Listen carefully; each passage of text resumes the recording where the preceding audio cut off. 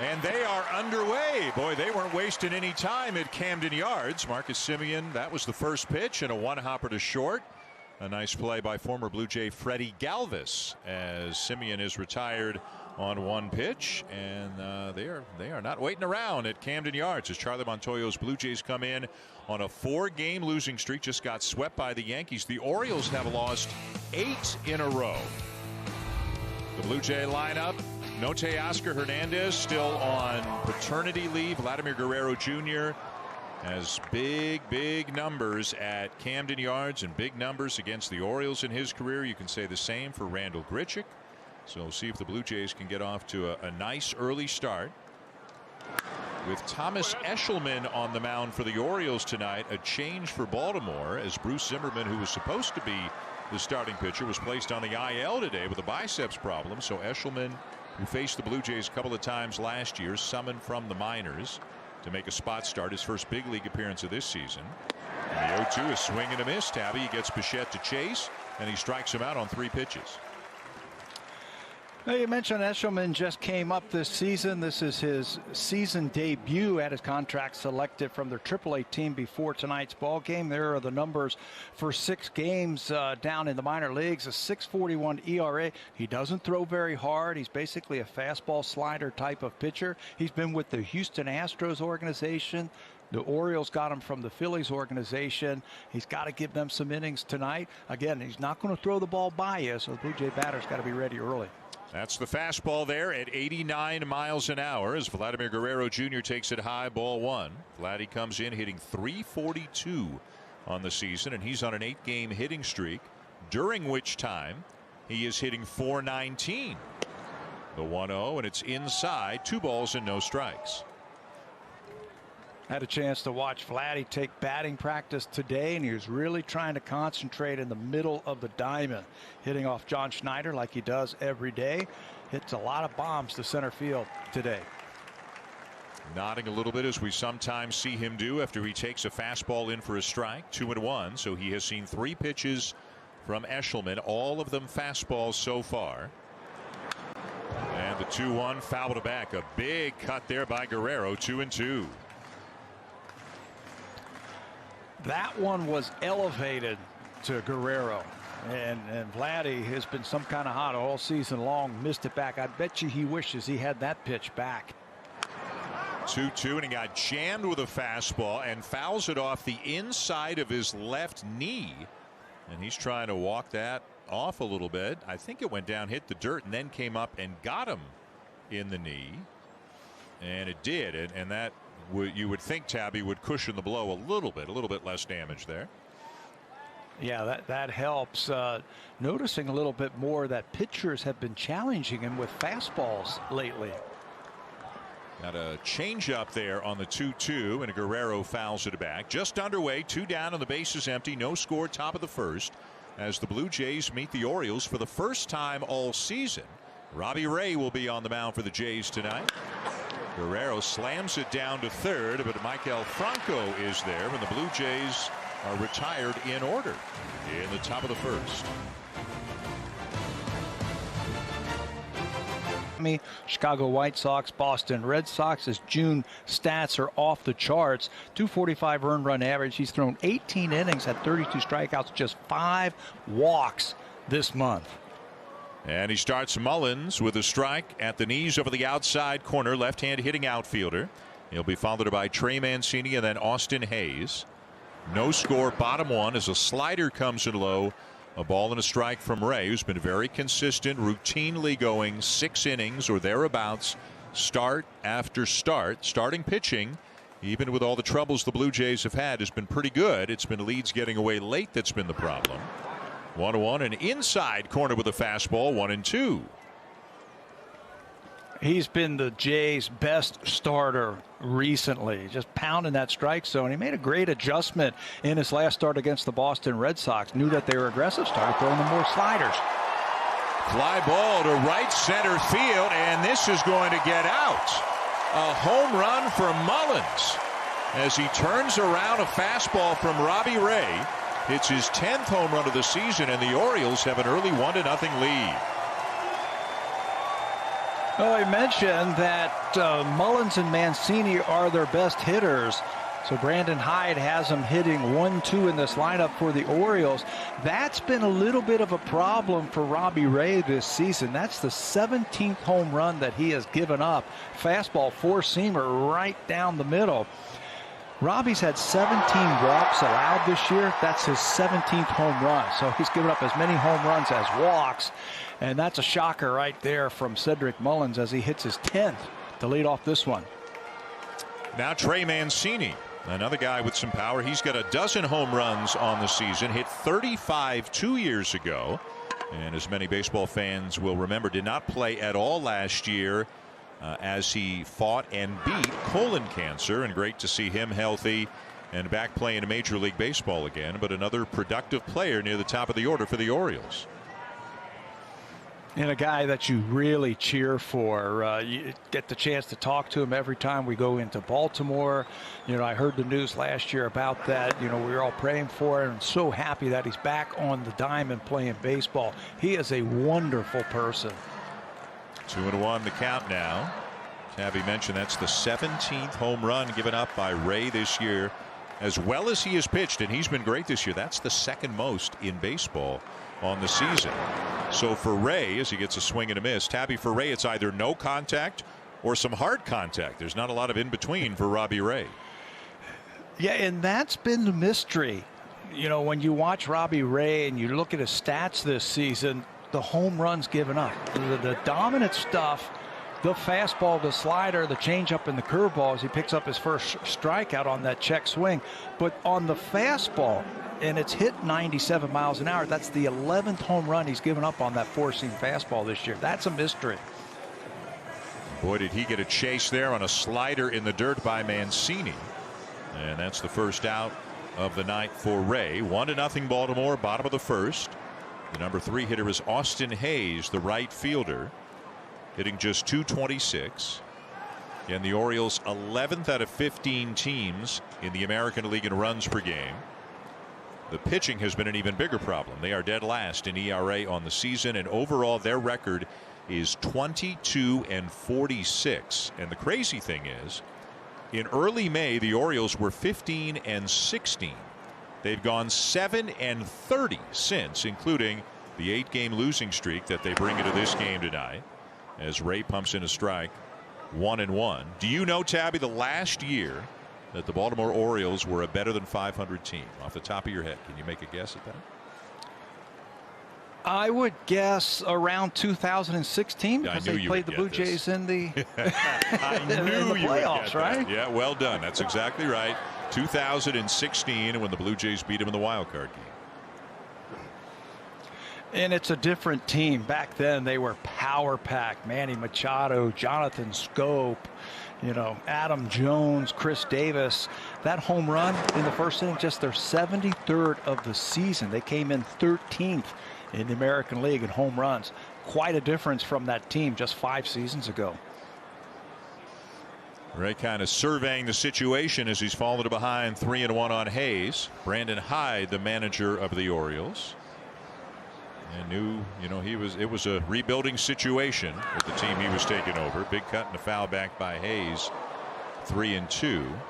You know, I assume if you're Brandon Hyde, no matter how many you win and how many you lose, you just want to see the effort there and to see the guys playing with intensity and heart and keeping their chins up no matter how tough it gets. Yeah, it's been a tough go for this team over the last few years, but they've torn it down and they're now starting to build it back up, and they've got some prospects in their farm system that I think are going to be here in the next couple of years, especially a lot of good young pitching prospects.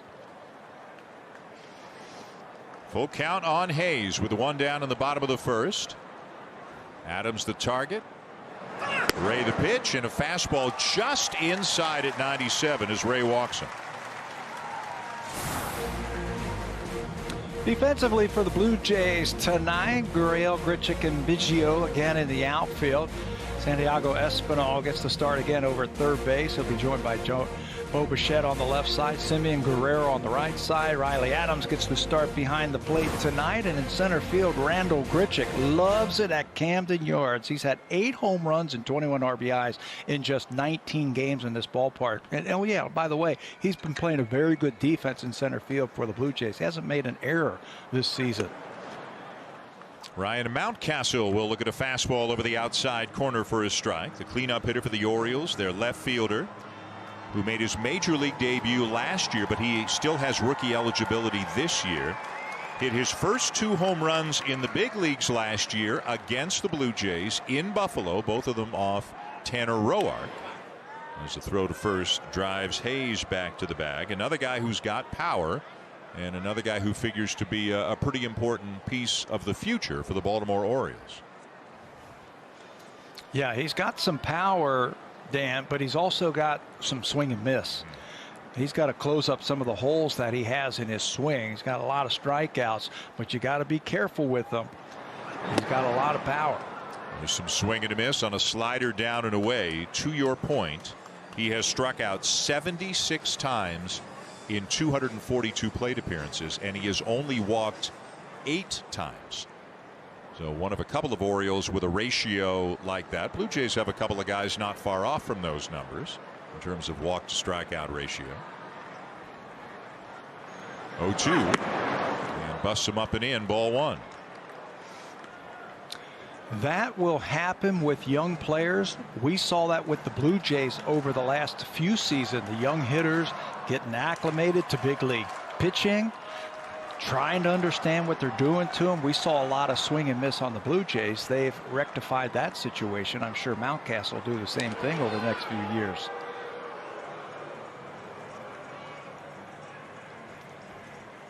Ray, a couple of throws over to keep an eye on Hayes, and kind of feels like maybe he's thinking about what pitch he wants to throw more than anything. He's out in front of Mountcastle, a ball and 2 strikes. Simeon playing up the middle a little bit. Outfielders basically straight away. And the 1-2. Wouldn't chase the slider in the dirt. 2 balls, 2 strikes. And when Ray gets a strikeout on the slider, more often than not, that ball's down there. Yeah, the last time he pitched, that was against Boston. He said, my slider, I picked up that they were being very aggressive, so I tried to make them chase more. That slider had a big strikeout game against them in that ball game. He said, I like the shape of my slider that day, but I put it on the plate too much. That's a good one right there. A swing and a miss to get him. Second out and second strikeout of the night for Robbie Ray here in the first inning.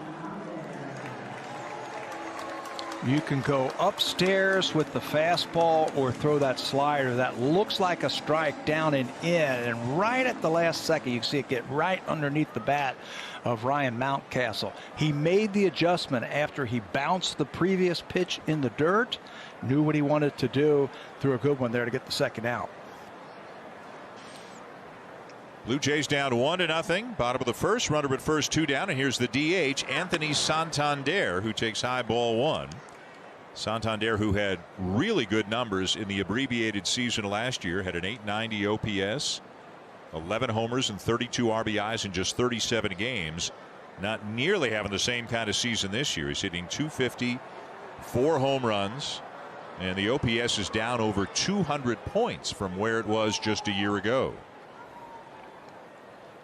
Been battling some ankle injuries and some ankle problems this year, and you know, as a hitter, if you don't have that strong base, you don't have your legs underneath you, and you've got some doubt in that foot, and when you put it down, you know your hitting's going to suffer, and he's been suffering a little bit because of that ankle injury.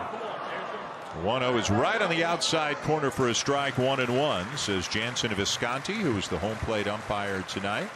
The Blue Jays saw this umpiring crew just a few days ago at Fenway Park. Pretty good fastball from Robbie Ray. He's got the fastball slider combination, and that's basically what he went to in that last start against Boston. Uses the fastball again. It gets a foul back, 1-2. Yeah, earlier in the season, He was throwing 12, 15 curveballs a night. He's down to like 5 or 6 right now, and just a very occasional changeup. So you're right, he's pretty much been a 2-pitch guy recently for the Blue Jays. Which is okay. If it works like it was working in that start against the Red Sox, that's okay. Eventually he'll flip that curveball and use that changeup if he needs it. Slider up in the zone, and it's fouled back. And this is turning into a bit of a lengthy ordeal here for Robbie Ray in the first inning. Gave up the leadoff home run to Cedric Mullins. And now he has thrown 24 pitches trying to get out of this right here.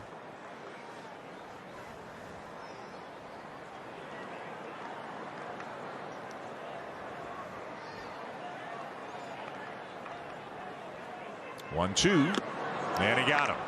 So he does strike out 3 in the inning as he gets Santander swinging, but Mullins with a home run, and the Orioles lead 1-0. Along with Pat Tabler and Arash Madani, I'm Dan Schulman. The Orioles lead the Blue Jays 1-0 going to the top of the second. Randall Grichuk will lead it off. Swings at the first pitch from Thomas Eshelman, and he's popped it up back of third.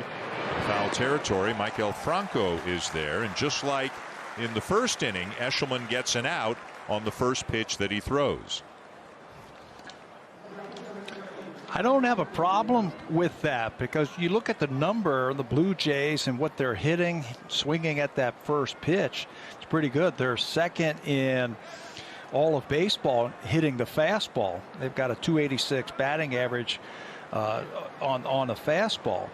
But hitting that first pitch, they're number 1 as a team in all of baseball. They've hit .416 on that first pitch. I don't have a problem with that. Here's Cavan Biggio hitting in the 5 spot tonight. Biggio at right field. Teoscar Hernandez still away from the team. He is on the paternity list, as is Jonathan Davis. Both of them away from the team right now. And we got official word from Charlie Montoya today. Congratulations to both Teoscar and Jonathan Davis and their wives, each couple celebrating the birth of a baby boy. No word exactly on when either player will be back. So with a couple of outfielders not with the team, Biggio's in the outfield and all the way up in the 5 spot right now, with Grichuk hitting cleanup where Hernandez would normally be. So the lineup's a little bit thinner than it normally is. The 2-1 on the way, and it's inside, ball 3 to Biggio. Cavan's been having better at bats lately since he has come off the injured list. Said, I was trying to do too much earlier this season. Been battling some finger issues and some neck issues, but he feels like he's back to where he was last year. Which means he's a guy who's going to get on base at a pretty good clip, and he draws a walk here with a 1 out in the second inning. And the Blue Jays down 1-0. Eshelman made 12 appearances for the Orioles last year. Pitched pretty well, had a .389 ERA. A couple of those appearances were against the Blue Jays, so most of the guys in the lineup tonight have seen him at least a little bit here and there. And here's Lourdes Gurriel Jr. hitting in the 6th spot tonight, hitting .249 on the season as he takes one in for a strike. Gurriel been swinging the bat okay, been trying to hit the ball back through the middle, and he feels like when he does that or he goes to right field, that's when you start to see the batting average start to creep up just a little bit.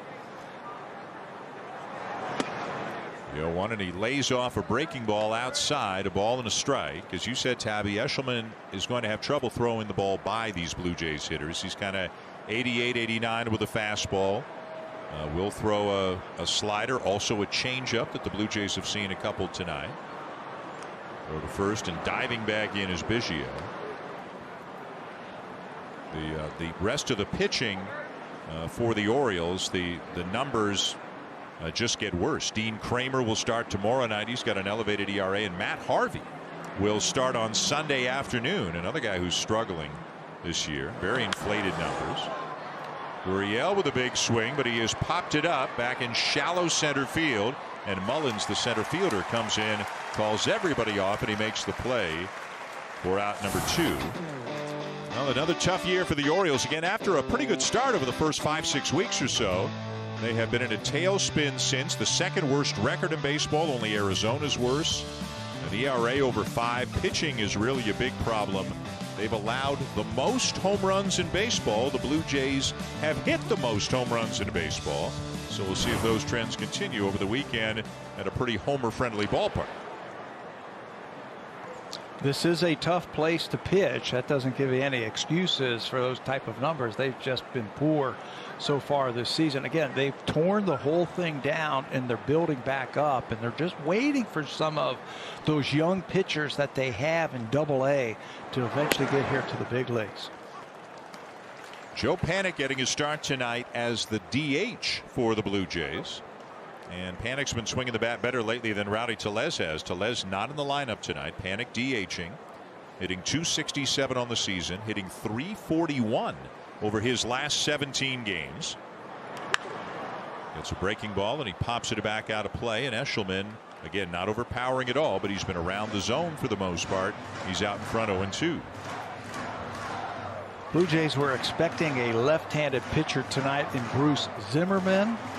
Before the game, he was put on the injured list, and they brought in the right-hander to pitch, but didn't really change the lineup. Thought we might see some of those other lefties in there like you were talking about when they switched to the righty. They only have 2 left-handed batters in the lineup tonight, Biggio and Panik. So they split them up. See how they do against Eshelman. Panik turns on an 0-2 pitch and hits it a long way down the right field line, but a section foul of the pole. That had the distance, but he just got a little bit out in front of it. That can be a little frustrating for hitters when you know a pitcher is not going to blow the ball by you. You tell yourself you got to wait just a little bit longer to see it. But Joe was a little bit out in front, and like you said, he had the distance. He just didn't have the marksmanship. Just pulled it off a little bit. Biggio draws another throw at first. He's there with 2 down, and the Blue Jays down 1-0 in the top of the second. Kind of weird to go until June the 18th until you meet a team in your own division for the same time. Remember, you play them 19 times over the course of the year. As Panik takes a changeup at the knees for strike 3 called to retire the side. No runs, no hits, and a man left. Blue Jays down 1-0. Insists there is no panic with that bullpen. All right, Arash, thank you. To the bottom of the second, 1-0 Orioles as Freddie Galvez fouls one back. 0-1. Galvez, again, the former Blue Jay. Spent some time with the Jays in 2019. He's having a pretty good year for Baltimore. He's hit 9 home runs, got an OPS of .753, which is above league average, and this is his strong side, better against lefties. Thinks about bunting, and he takes a strike 0-2.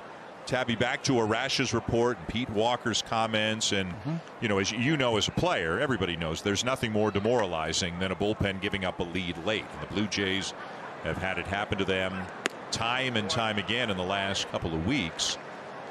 The issue is, as Pete Walker says, he feels they have the arms to get it done. So, you know, guys like Patrick Murphy, Taylor Saucedo, they're going to be given opportunities. Can Chatwood get back to where he was earlier in the year? And then down the road, you know, there's no way to know if or when Julian Merriweather, Ryan Barucki are coming back. And unless there are more reinforcements, you know, it makes you think about, is it necessary for the front office to go out and to make a deal to bring some more arms into the organization? Do they have enough within the organization right now to be a bullpen on a playoff contender? Well, they're competing against maybe 15 other ball clubs who are looking for the same thing. Everybody's going to be looking for bullpen help. You have to decide who's available, who fits your team, and if you have tradable players that other teams want that you can trade for. The thing for me is Dwayne Ward and Tom Henke are not going to fall into your lap right now, okay? So you're going to have to pull together as a group out there. And like the old-time coaches used to say, hey, you got to pitch better. If you want to remain on this team and if you want to remain in the big leagues and you want to pitch in big situations, you got to pitch better. And that, for me, it's simple as it gets. Galvez with a fly ball to left field, and that's the first out. Anthony Castro on the left, Joel Payamps on the right. Payamps has really been a find, and until very recently so was Castro, and certainly he appears to have a major league arm, but you get the feeling again going back to Murphy and Saucedo, like guys are going to get opportunities here. You're going to be given a chance to show where you belong, and do you belong in high leverage situations. So we'll see how those guys pitch over the next little while. But again, you know, the injuries obviously complicated things. Yates never pitched. Phelps out for the year. Merriweather barely pitched. Barucki didn't last that long. And so their depth has been tested and stretched, and it's really, as you say, it's up to the guys that they've got right now in the bullpen, unless a trade or two is made. Patrick Murphy feels to me, Tabby, like he's going to get a serious look in close games pretty soon. He looks like a big leaguer. 6'6". He throws hard, fastball, curveball. He's got everything but experience right now. And on the point about young teams, I played on a young team in Cleveland, and there was nothing more demoralizing when you scored enough runs, but your bullpen gave up the lead late in a game. I mean, it's really demoralizing as a player that you spend 2.5, 3 hours at the ballpark, and you work hard, and you get to like the pinnacle of winning the game, and then you lose it in the 8th or the 9th inning. That's a crusher. If I'm a GM and I've got a young team, as Ray thought he had another strikeout, it's just off the plate. If I have a young team, the first thing that I would do is I would build a strong bullpen. So the games I'm going to win, I make sure I win to keep everybody happy and keep that young team, you know, on the go, because it can get demoralizing, and then everybody starts looking around saying, okay, how do we win games now? Somebody lead us and help us to win games. Ray issues another walk, his second of the night, as he puts Michael Franco on with a 1 out in the second, and the Blue Jays trailing 1-0 on the home run in the first by Cedric Mullins. And Ray out of the gate tonight. Yes, he did strike out 3 in the first, but a lot of pitches, and he just doesn't look quite as sharp and as he has for the most part over the last 10 starts, and his pace is slower tonight, it feels to me as well. He's usually been very quick and in attack mode, but he's feeling for it a little bit in the early going tonight. Here's Pedro Severino, the Baltimore catcher, who takes a fastball for his strike, 0-1. That will help. First pitch, Robbie was talking after that last start in Boston about building off of every start, and he feels like he's on a nice roll right now, and he just keeps trying to build, go a little bit longer each time, throw better quality pitches, get deeper into the ball game, and you know, I think he's going to be fine. Power pitchers like this early in the game, sometimes it takes them an inning or two to find that release point and find that good delivery, which Robbie's, he's been good. His delivery has been outstanding, but it takes him a while. And once they get into that groove, watch out. You're going to see a lot of strikeouts. The 0-2 to Severino, and a check swing foul off as the Orioles catcher stays alive. Hitting .232 with a couple of home runs on the season. Franco the runner at first, 1 out, bottom of the second. The Blue Jays at Camden Yards.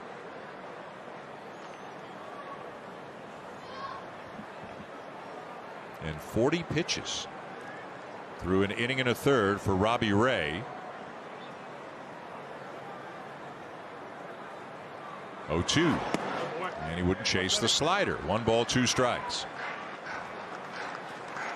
Just missing with the slider. Just has to come up just a little bit, and all that is making the adjustment. He felt like he was catching too much of the plate with that slider in that last start, and he made the adjustment.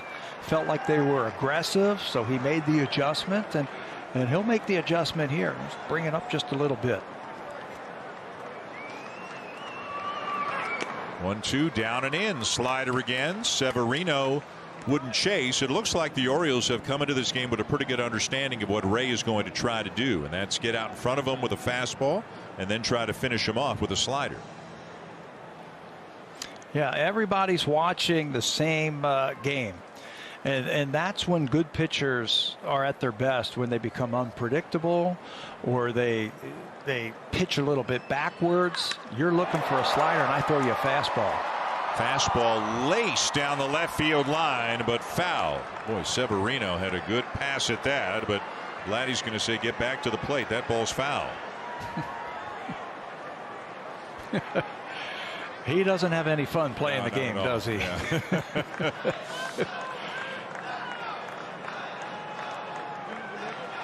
You know, we were talking last inning about Robbie Ray throwing fastball slider. Well, it's pretty obvious to me that the Orioles, as Vladdy says, go back there, you get one more swing, and then maybe go sit down on the bench. The Orioles watched that last start against the Boston Red Sox, and they're looking fastball slider. Maybe now's the time to use your changeup and your curveball a little bit more.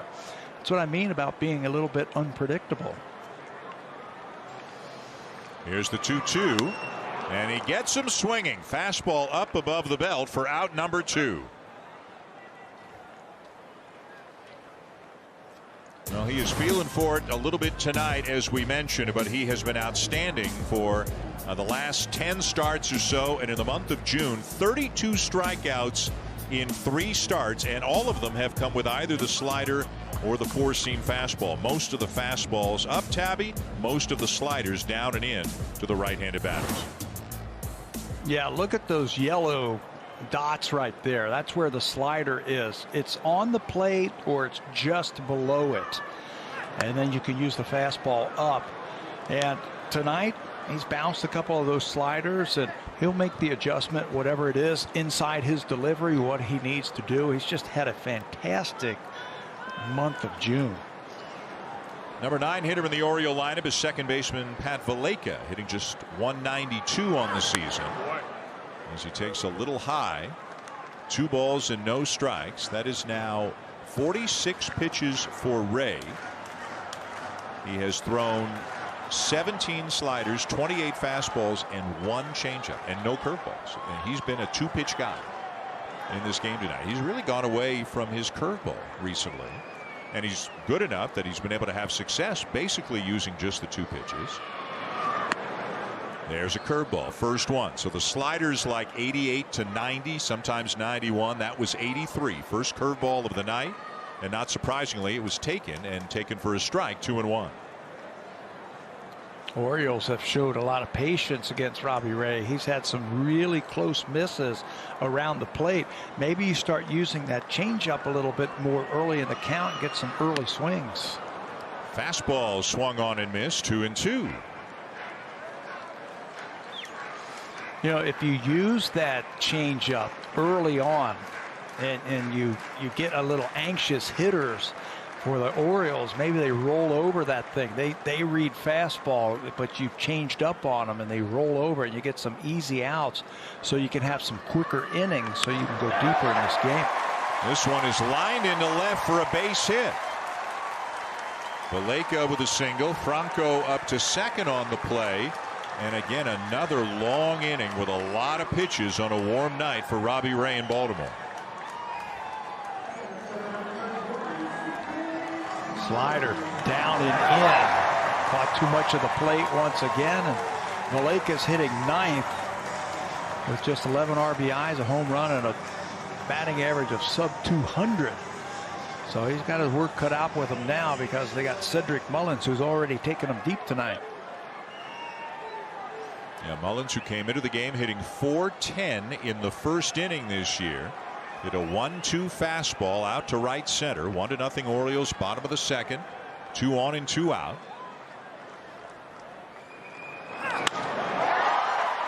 And a fly ball to center field. Grichuk broke back, now in, makes the catch, and the side is retired as the Orioles leave a couple of men on.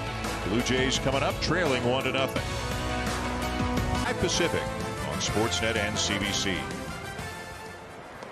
Top of the third from Camden Yards in Baltimore. 1-0 the Orioles lead the Blue Jays as Santiago Espinal getting a start at third base. Will lead it off. He's hitting in the 8th spot. He's been swinging the bat well lately as he takes a strike, and it's 1-1. His average up to .272 on the season, and when he starts a game he is hitting .306. 1-1, and he got jammed. Hits a soft one hopper to short. Galvez with the throw in time to get him one down. This is the part of the lineup for the Blue Jays that have been really good. In yesterday's ball game, they were on base 5 times, in yesterday's ball game, giving them a chance to turn that lineup over and get their better hitters hitting with runners on base. Riley Adams now gets a chance to get something started for the Blue Jays here in the third. Adams is 2 for 19 since he got called up to the big leagues, as he looks at a fastball down the middle for a strike. With the change from Zimmerman to Eshelman tonight, the Blue Jays will now see 3 righties in this series. Kramer tomorrow and Harvey on Sunday. Ground ball back to the mound, and an easy play for Eshelman as Adams is retired, and quickly 2 down. And once through the order, all the Blue Jays have so far tonight is a walk for Biggio. Yeah, and I was going to say, okay, that's one time through the lineup. You've got a good look at Eshelman, what he features, what he likes to throw, how hard the fastball comes in there. He'll sink it at times, and the breaking ball. Let's see if Blue Jays can now make that adjustment second time through. Marcus Semien, and a breaking ball is over the outside corner for a strike. Semien grounded out to short to get this ball game underway. 1-0 Orioles, top 3. Fastball called just a little bit low, and it's a ball and a strike. Biggio drew a walk back in the second from Eshelman, and that is it. That's all they have so far, with 2 outs in the third inning. And Semien a foul back, and it's 1-2. I think the Blue Jays are a little surprised that that ball is getting on them. It's not. Again, it's not a 95-mile-an-hour fastball, but I think they're surprised at how that ball gets on them. We have not seen some good swings on the fastball yet from them. 1-2 on the way. Swing and a miss to get Semien, and he makes quick work of the Blue Jays as they go in order in the top of the third. Park app for more details, or scan the QR code shown here on your mobile phone. Blue Jays opening up a series in Baltimore, down 1-0 going to the bottom of the third. Robbie Ray 50 pitches through 2, and pitch number 51 is swung on and missed by Trey Mancini. To get the inning underway, Mancini struck out against Ray his first time up. Again, a warm night, 83 degrees at game time, as a changeup is topped foul back to the brick backstop. 0-2. So again, just every now and again he's mixing in a change. That one got him a swing and a foul off. I don't think that's a bad idea. Try something else. Right now they are looking for the fastball and the slider. Fastball missed just above the belt. Ball 1 to Mancini. Fastball, he's not getting that borderline call right now. Better location there, a little bit lower, got the swing, but Mancini fouled it off to stay alive. And that's where Ray, when he's trying to strike you out with a 2-strike fastball, he likes to elevate, he likes to go in on the hands of a right-handed batter, and it's a fine line between high enough and too high that they won't chase it. And if you're not getting the call like he did a couple of pitches ago, you got to be a little bit better. Now you throw the slider thinking after a couple of fastballs you're going to be able to strike him out, but that one wasn't close. That was a ball as soon as it left his hand, and Trey Mancini recognized it. And that feels like maybe the difference tonight is when Ray has been so good for so many starts. He's been ahead of hitters. He's been putting them away even by strikeout quickly. The 2-2, and a Mancini has popped it in the air to right field. Biggio, making his 10th start of the season out in right field, will make the play, and a Mancini retired, 1 down. There have been some long at bats. That's why that pitch count is up. And you know, one way to combat that again is you got the middle of the lineup coming up. Maybe they get a little bit aggressive and you just turn over a fastball. It's called a BP fastball, and you can get a lot of outs that way because hitters get a little bit anxious, but it takes a lot of guts to throw it. I've talked to a lot of pitchers about this. I said, boy, I could elevate a lot of my pitch count up there. Sometimes I just throw a BP fastball and get a quick out. Well, they threw Austin Hayes a first pitch curveball, and Hayes lines it into left field for a base hit. And with a walk back in the first, he's been on base twice tonight.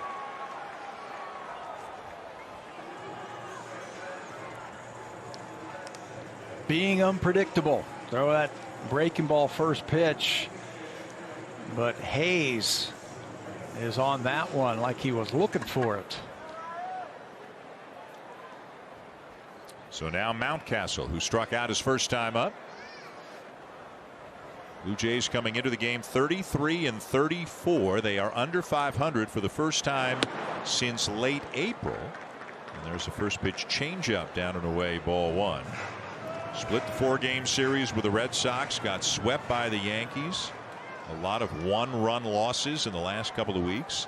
The schedule now gets easier, but that doesn't necessarily mean you're going to win most of them. You got to go out and play, but they've got a lot of Baltimore coming up. 1-0 popped up out of play, 1-1. Got a couple of games with the Marlins next week. Got Seattle coming, but then they get back into it with the Rays a couple of times before the All-Star break. But it gets big now, Tabby, because you kind of got to be in it in July if the front office is going to go out and make deals. And obviously, if you're out of it, they're not going to make deals. So they've got a few weeks to try to get back over the 500 mark and stay in range. 1-1 is there, 1-2. And Charlie Montoyo and Pete Walker, they're not thinking about any of that. Right. All they're thinking about is tonight's ball game. We have to win tonight's ball game. We have to figure out a way to score more points than they do when it's all over. Runner at first, 1 out. 1-2. And that's a well-located fastball, but Mountcastle did well to get a piece of it. That's where Ray likes to throw that fastball to a right-handed batter. That's where he'll get his punch outs from. I got a quick trivia question for you. Who has the largest increase in ground ball percentage from last season? Robbie Ray. Robbie Ray. You're absolutely right. And I'm looking for a ground ball right here. We need one to get out of this inning. 1-2. Slider, ground ball to third, to second one. Semien double clutches, and they can't turn the double play. Had a little trouble getting it out of the glove, and so they'll just get the 1 out. Charlie Montoyo's asked them to take a look at this, but that's tailor-made. The naked eye says that he's safe. Semien did not get a good transfer. The double clutch. And by that time, it's a little bit too late. He's going to beat it out, but that's a ball that has to be turned right there. If you want to win ball games, you've got to turn those types of ground balls. And just couldn't get a good grip on the ball. Had to regather before he made the throw, and that was the difference. So the inning continues. Robbie Ray's got to throw more pitches as Anthony Santander, the DH, takes a strike. Santander struck out his first time up. Orioles 1, Blue Jays nothing in the bottom of the third. And the 0-1 on the way. Slider and a good one, swung on and missed, and it's 0-2. Much better with that slider this inning. Not overthrowing it and bouncing it. He's laying back on it. He's making that adjustment. Hayes the lead at first. And the 0-2 pitch grounded to short, backhanded by Bichette. Throw to first, on the money to get him and end the inning. No runs, a base hit, and a man left. End of 3. The Jays coming up down 1-0. Telltale sign of that is Bichette letting the ball travel longer. When you watch his at-bats, he's fouling them off right toward the first base dugout. Just means he's being more patient at the plate. Now, Bichette had admitted he felt off through the first couple of months of the season, but Dan, of late it seems the comfort level is coming around. Well, I'll give you a number, Arash. I'll give you 3 numbers, in fact. Bo Bichette has 28 hits to left field this year, 24 to center field, and 26 to right field. So he is a guy who will do some damage to the opposite field. Struck out his first time tonight, just chased a breaking ball down and away, and it's 0-1 here as he leads off the 4th with the Blue Jays down 1-0. Fastball busts him inside of the belt, 1-1. And where his home runs are going, I think, have a lot to say about that. He's hit 14. 6 of them have gone to center field. That's always a good sign. Two hopper to third. Franco with the throw in time, and Bichette retired. First out here in the fourth inning, and the Blue Jays still looking for their first hit of the night. Yeah, the top of this lineup has been so good for the Blue Jays. They are in the top 10 in the American League in a lot of categories. Here's the player with the most hits coming in tonight, Vladimir Guerrero. Bichette is up there. Semien is up there. They're both tied for fourth among hits. So there are lots of times on base from the top three in this lineup. So far tonight, nothing. Glad he might have gotten a call there. Looked like a strike, but it's called inside, ball one. Guerrero grounded out to third his first time up.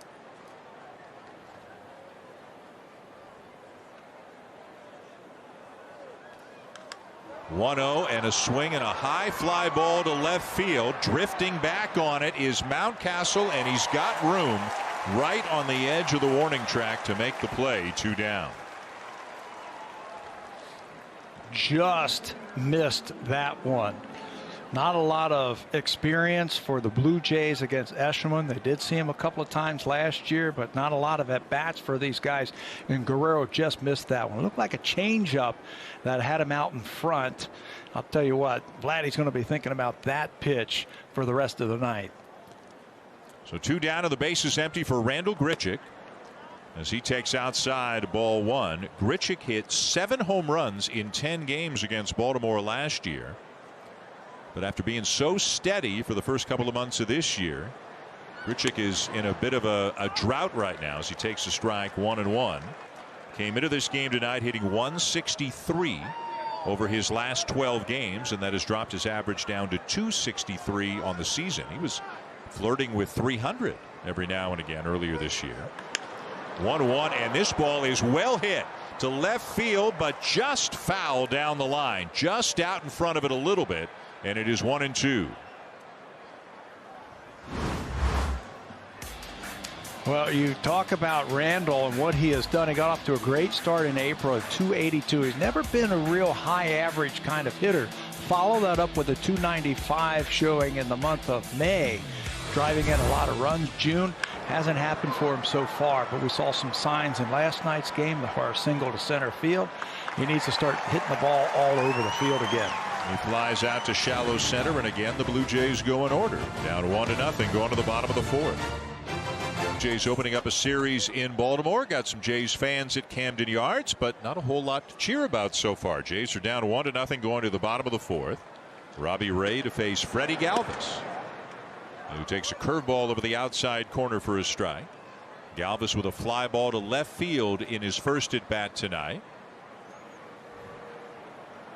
Again, a Blue Jay until the middle of August back in 2019 when he was claimed off waivers by Cincinnati. I think Blue Jay fans enjoyed having him there. I think they really liked him. Played 115 games for the Jays at 267 as he fouls one off, 1-2. Spent last year with the Reds as well, and then signed with the Orioles this year.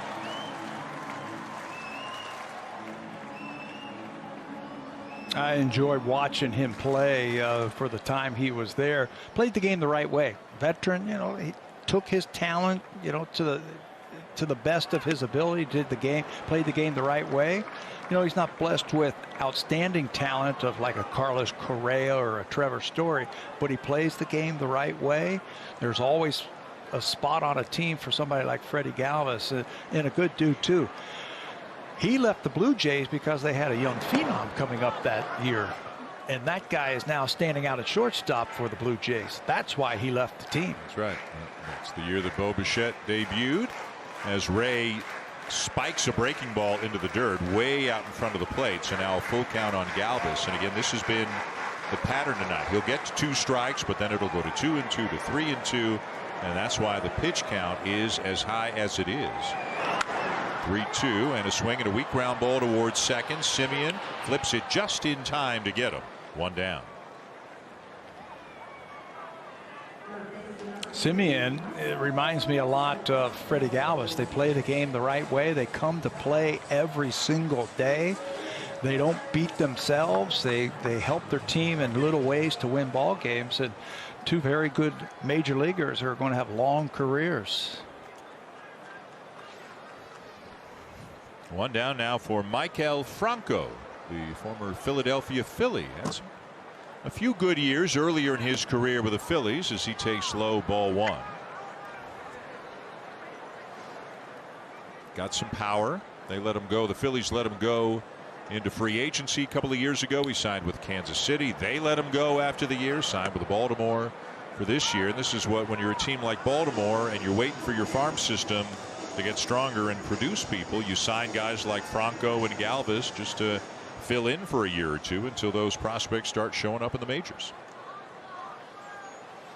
When Franco first came up with the Philadelphia Phillies, I thought he was going to be the next big star at third base. He had power, he had speed, he could hit. The ball really jumped off his bat, but for some reason something happened over there and it just didn't work out for him. He then gets a second chance in Kansas City to redo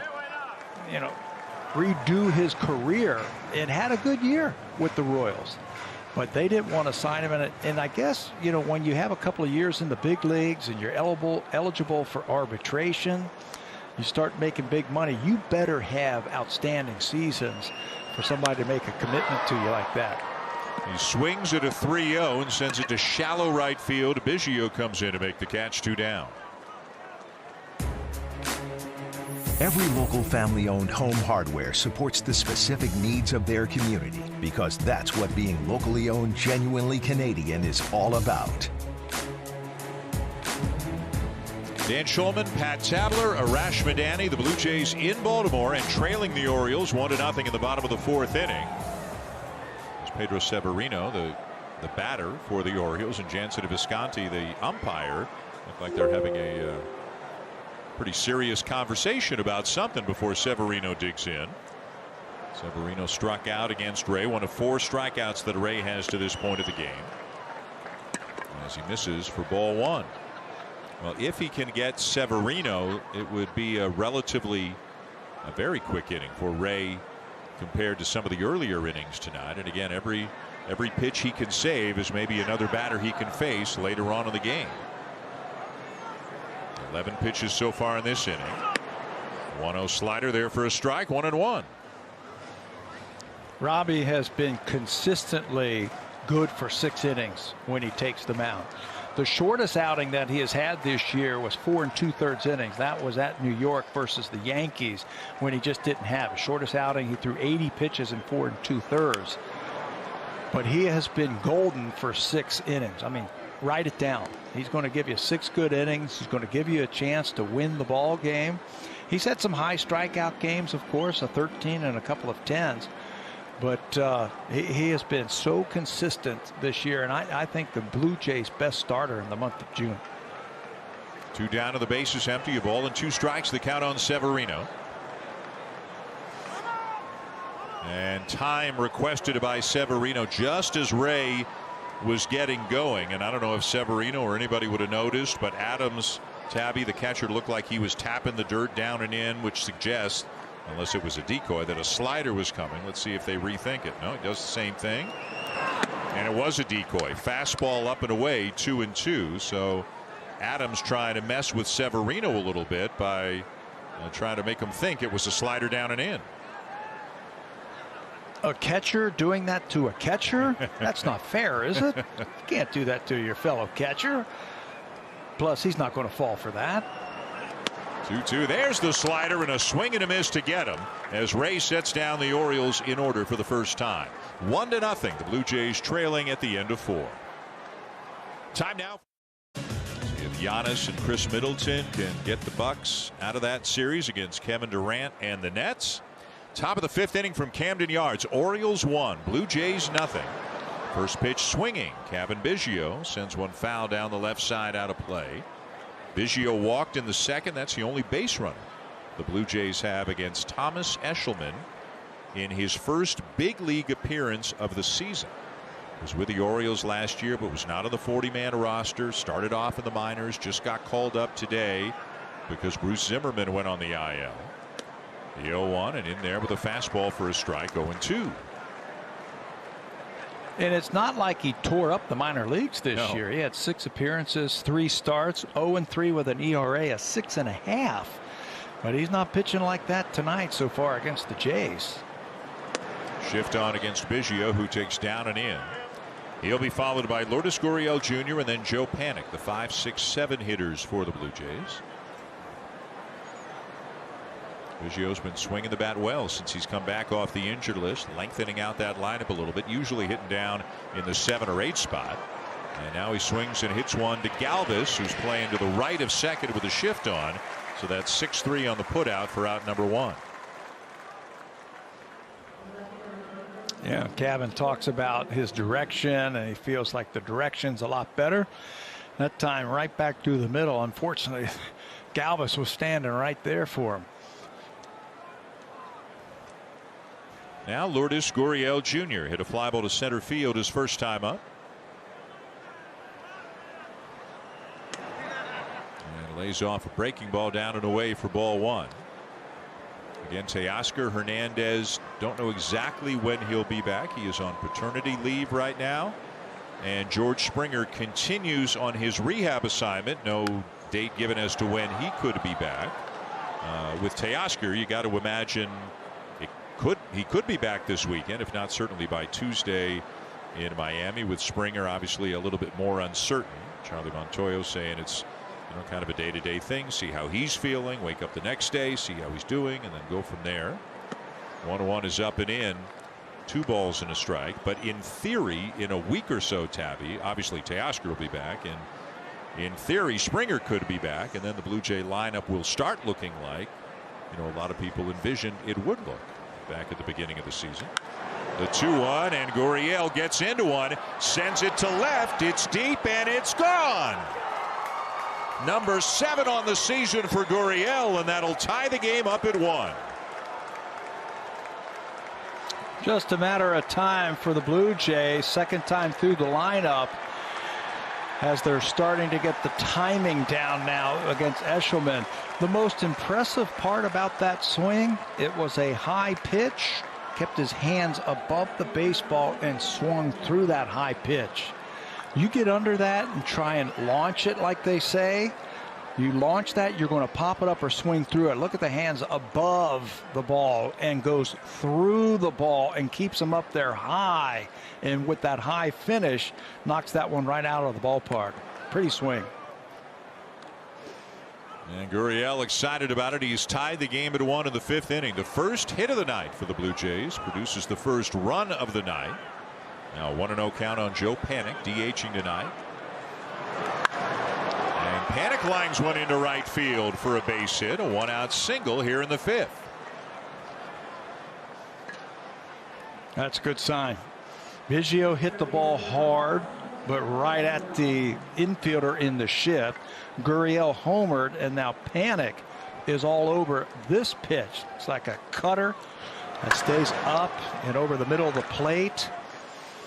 Eshelman, Houston Astros thought so much of him, they drafted him in the 2nd round in 2015 out of Cal State Fullerton, but he hasn't had the big league career that they were thinking they would have as a 2nd round draft pick. Maybe the Blue Jays are starting to figure him out now, 2nd time through. Gurriel checking out the home run swing on the iPad in the dugout. At a meeting on the mound, Chris Holt, the pitching coach, has come out to talk to Eshelman, and Brandon Hyde and the Orioles going to get the bullpen up quickly after the home run on the base hit. Right-hander Tyler Wells now starting to throw.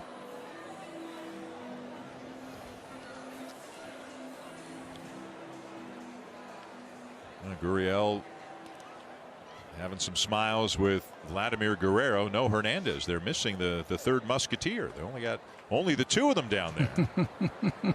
There's Santiago Espinal. And he takes outside ball 1. Espinal kind of sneaks into that group socially in the dugout. He comes and goes between AAA and the major league, so he's not always around, but he'll sneak down there and hang out with Gurriel and Guerrero.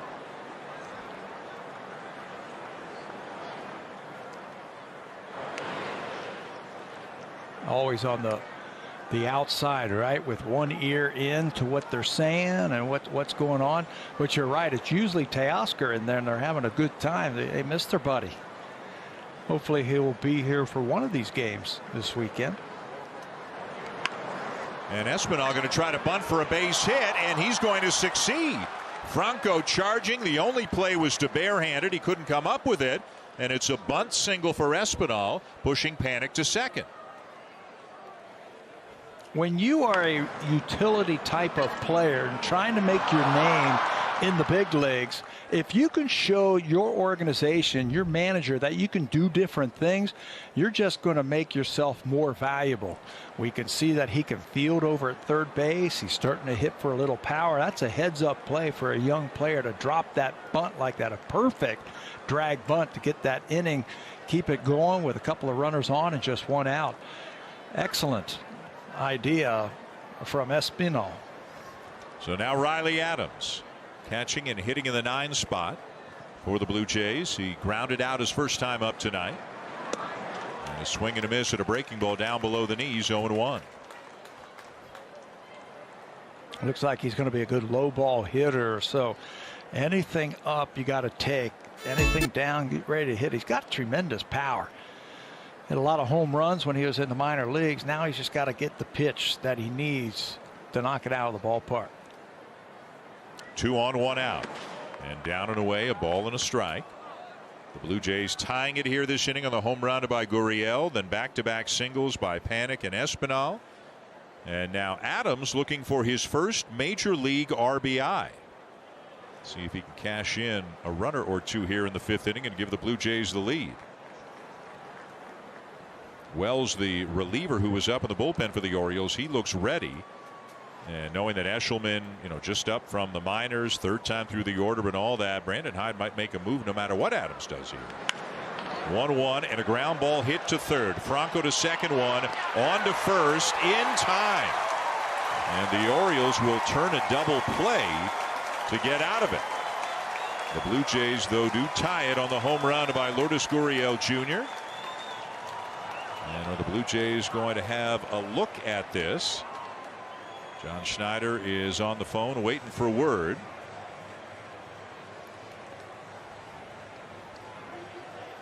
Clean at second, and he's safe. He's safe. They're going to ask for a challenge, Tabby, and they're going to overturn this one. Foot is down there. Ball's still a foot or two away from the glove. That's an easy call for me. How about the long strides of Riley Adams to get down that line to beat it out? I think the Orioles know that this inning is going to continue, and I'm with you on the that might be the last batter no matter what he does. 3rd time through the lineup, although he has handled the top of the lineup. Do you take a chance facing Semien for the 3rd time? And I don't know. I don't think so. Yeah, no, he's not going to do it. He will make the change and get a fresh arm in there to face the top of the order for the Blue Jays. So Eshelman goes 4 2/3 and leaves in a 1-1 tie. And play a premium position like second base. That's a good player.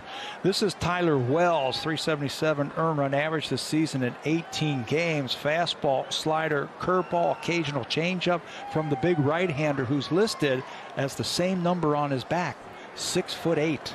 6'8", 255. He's been a multi-inning reliever out of the Orioles bullpen. 1st and 3rd, 2 down, tie game. And a fastball at 95 is outside, ball 1. So the Blue Jays got used to facing 88 or 89. Got to dial it up a notch now as Wells comes out of the bullpen. Originally a 15th round pick by Minnesota back in 2016. Rule 5 draftee by the Orioles this year. And he pumps in a strike, 1-1. 2 different styles. You said it. Eshelman didn't throw that hard, barely hit 90 miles an hour with his fastball. And the Blue Jays are going to have to dial it up a little bit faster. His fastball from Wells averages about 95. 1-1 and fouled off the end of the bat by Semien. Ball and 2 strikes. 4-1. James Panic is at 3rd. Adams is at 1st. A run in on the Gurriel home run earlier this inning. And now the Blue Jays trying to take the lead with 2 down.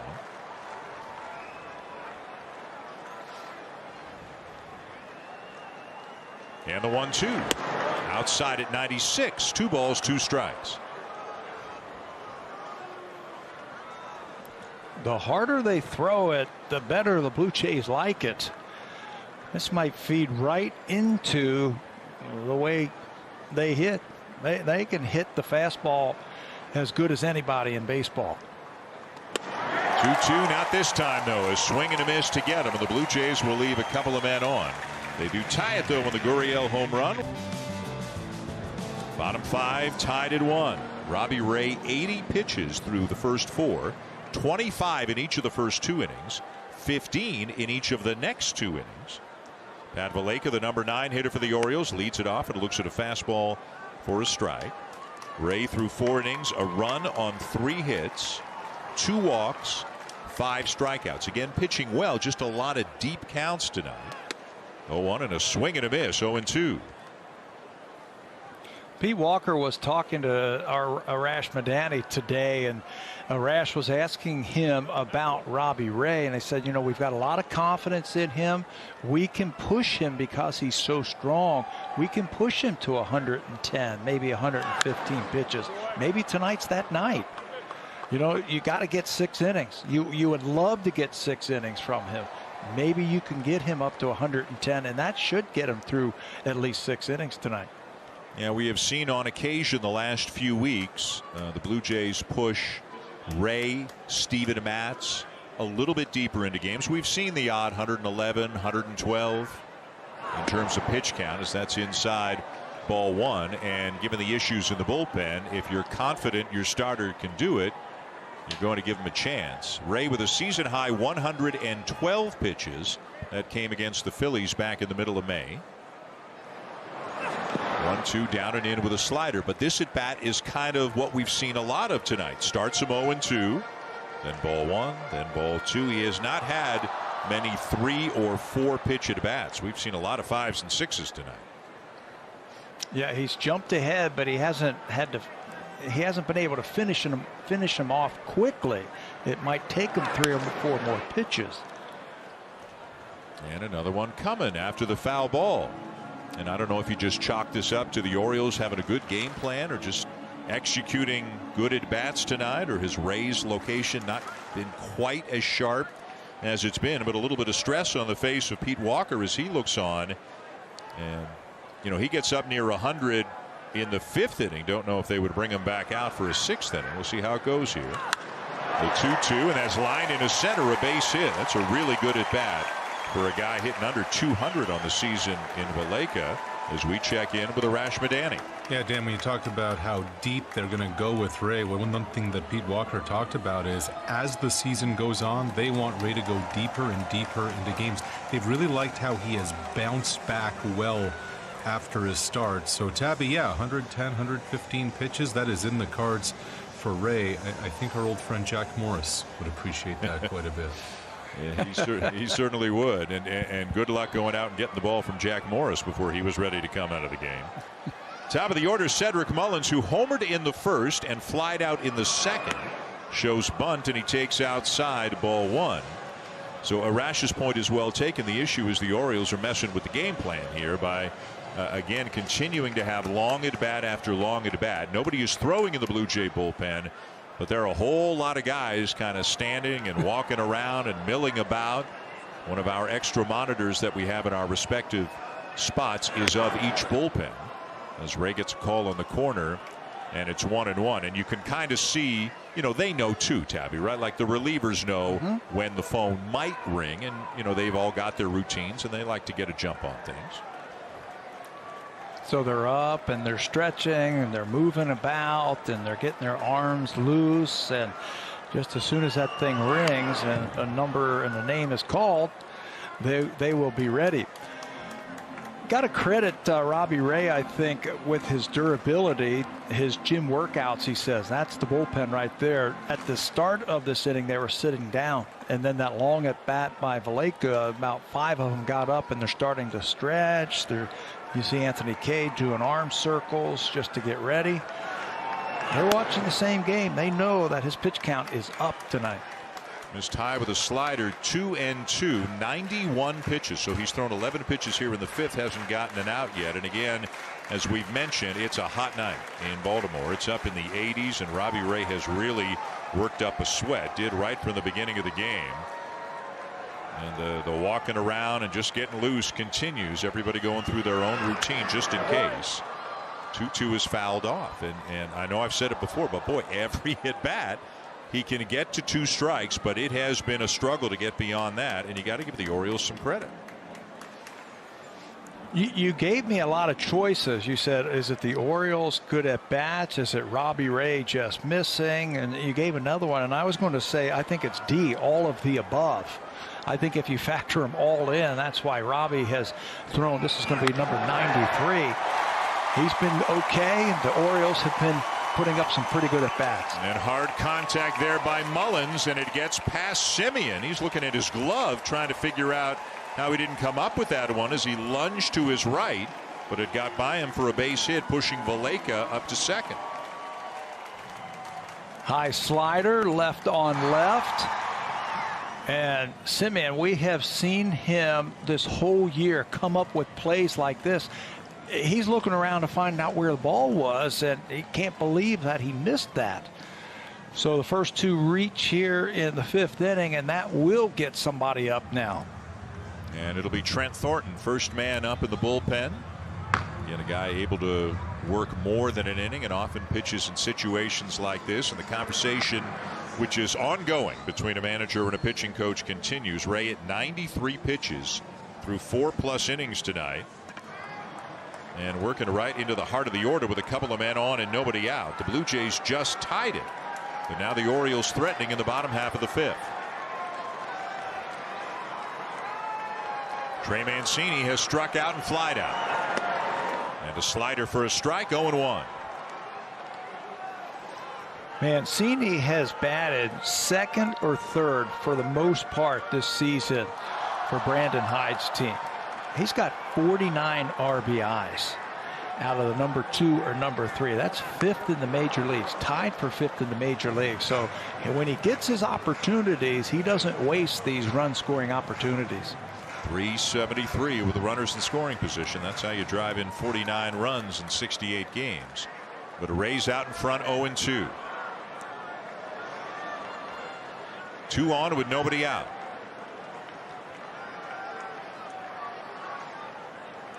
Three looks back at second, and the 0-2 fastball fouled off. And I don't know what the number is, but boy, and we talked about it, the number of 2-strike foul balls by the Orioles tonight has been significant.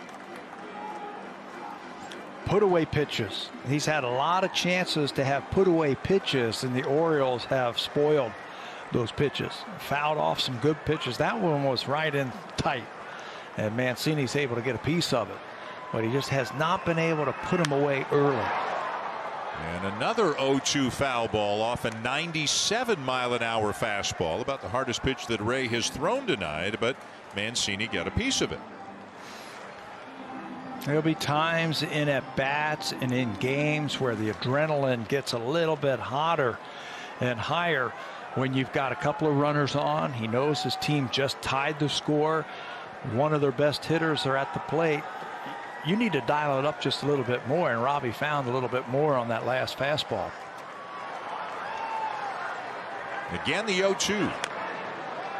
And that is a foul ball, just foul to the left of the plate as Adams tried to get to it into fair territory. So here is Mancini after falling behind 0-2, 3 consecutive 2-strike foul balls. They tried a couple of fastballs. That didn't work. He fouled those off, and so they tried a breaking ball, and Mancini was able to just get a piece of it to keep the at-bat alive. Got to figure out a way to get him out without those runners advancing. Valleca at second, Mullins at first, nobody out. 0-2 again. Bounces in a slider, and a nice job by Adams. Big guy behind the plate, but sliding over nicely to keep that pitch in front of him. He has shown some agility behind that plate. That could have been disastrous if that ball got by him, but he just kept it in front of him. Give Robbie a chance to get a ground ball here. And Ray about to throw his 20th pitch of the inning. Third batter. And about to throw his 20th pitch. It's really been I think the story of the game is how hard Ray has had to work to get his outs. And now it's in question whether he can even get through the 5th inning tonight the way that this one is going.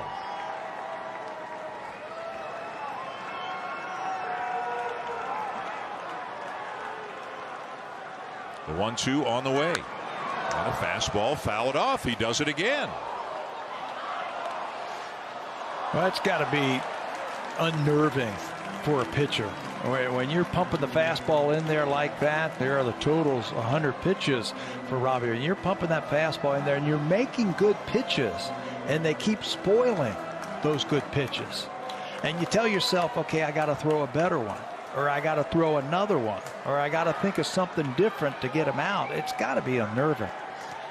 Here comes the 8th pitch of the at-bat. And a step off by Ray to get the runner back to second.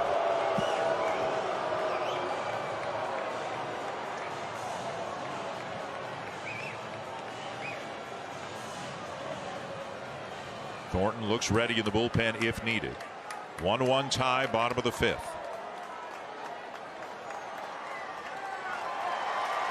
And another 1-2 pitch, and a fastball hit in the air to center, fairly deep. Grichuk back, but he has room right in front of the warning track. Both runners are going to tag and advance. So a long, productive out for Trey Mancini, a good at bat, and the Orioles have runners at second and third. Figured the guy at second base was going to tag up because that was a long fly ball. I don't think it reached the warning track in center field. Figured he was going to tag up. But heads up base running by Cedric Mullins, that back runner from first base, plays right in front of you. You can see how deep it is to center field. He now advances and he's in scoring position. Heads up base running by the Orioles. And Charlie Montoyo will leave Robbie Ray in the game at 101 pitches right now. And a first pitch fastball at 97 is in there for a strike. And with runners at second and third and one out, the Blue Jays kind of have them somewhat in on the corners, but not all the way in, but back up the middle. And you often see this, Tabby, because if a base hit gets through, it's going to score 2 in this situation. So the Blue Jays might be willing to concede a run to get it out here. 0-1 down and in, almost hit him. A ball and a strike. If this is just a runner at third, I think they've got the infield in, but second and third, they got him back up the middle. For sure. And you have to remember who's hitting. It's the number 3 hitter. So you got to figure he's a pretty decent hitter. He's already been on base twice tonight. So he's a pretty good hitter. You bring the first baseman in case he cues one off to the right side. Play the infield back. You'll concede 1 run, but you don't want to give up 2. Slider down and in, blocked by Adams again, who's been busy back there with that slider, and it's 2 balls and a strike. Does a good job. Watch him slide over, keep that ball in front of him, bend over, block that ball. He knows if it gets by him, it's a run, and then there'll be a runner at third base. That'll change up the whole defense. So good job there saving a run. Ray in a jam, trying to keep the Orioles from reclaiming the lead as Hayes asks for time. 104 pitches. His season high again is 112. Baleka, the runner at third. Mullins, who runs very well, is out at second. And a 2-1 sent foul off to the right. 2-2. Another good pitch. Another foul ball by the Orioles. So it's been a little bit of everything that's got this pitch count up. They have been pesky. This doesn't look like the team that came in 13th in home runs, 8th in batting average, 12th in the American League in runs scored. I mean, they have had some pesky at bats tonight against Robbie Ray.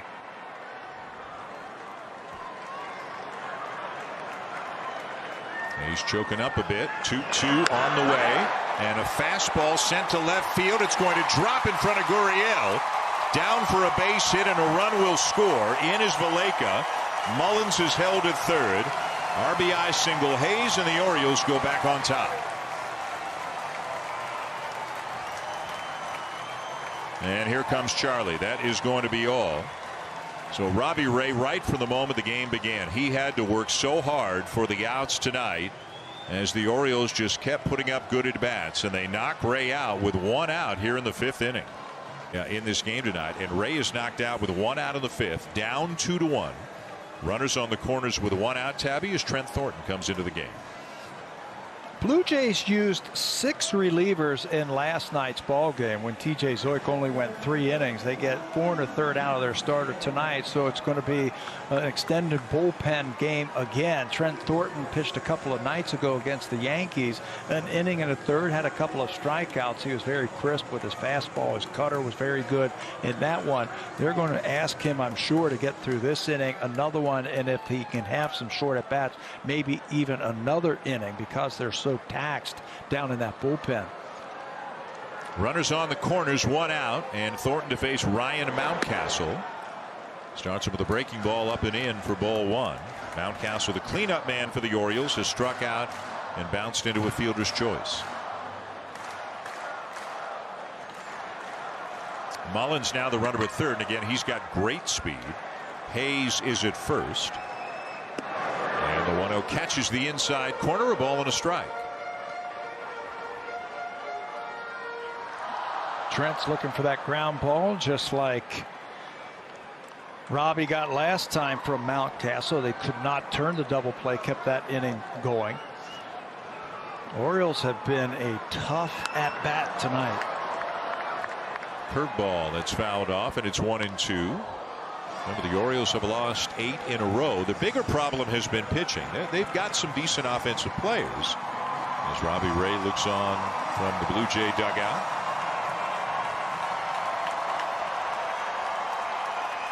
Both of these teams could really use a win. Orioles have lost 8 in a row. Blue Jays 4 in a row. 1-2, and guess what? Popped up and foul. And out of play beyond the reach of Gurriel as he went over to the Oriole dugout to see if he might have a play. Yet another 2-strike foul ball. Yeah, Ryan Mountcastle could chase. You mentioned all the strikeouts earlier in the ball game. As Vladdy goes over, thinks he has a play, but it just bounces on top of the Orioles dugout. Vladdy having some more fun with Severino as he comes over to the dugout. But you don't have to throw him a strike here if you're Trent Thornton. He'll chase it, throwing off the plate. Not that far. No, too far. Cutter down and away. 2 balls and 2 strikes.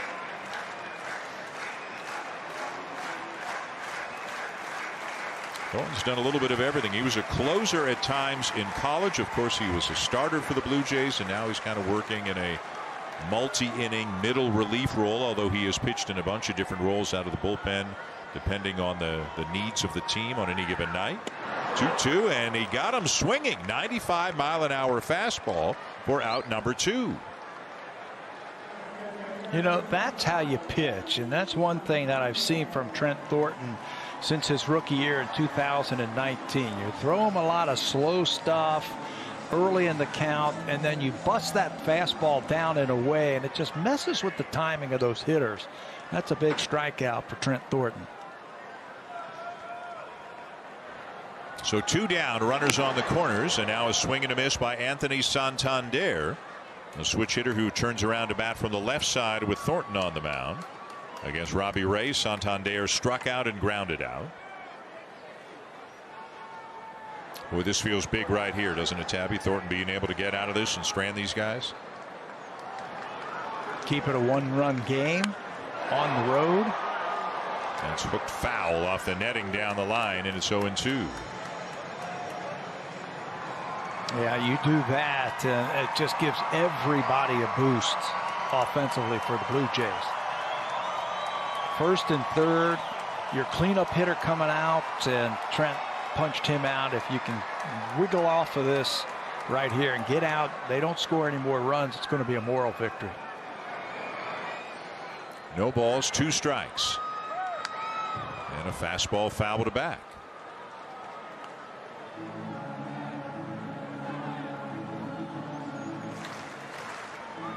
mentioned all the relievers the Blue Jays had to use last night. The only ones who did not pitch last night are Thornton, Jordan Romano, and Patrick Murphy. And that's one of the reasons why Anthony Kay is on the roster.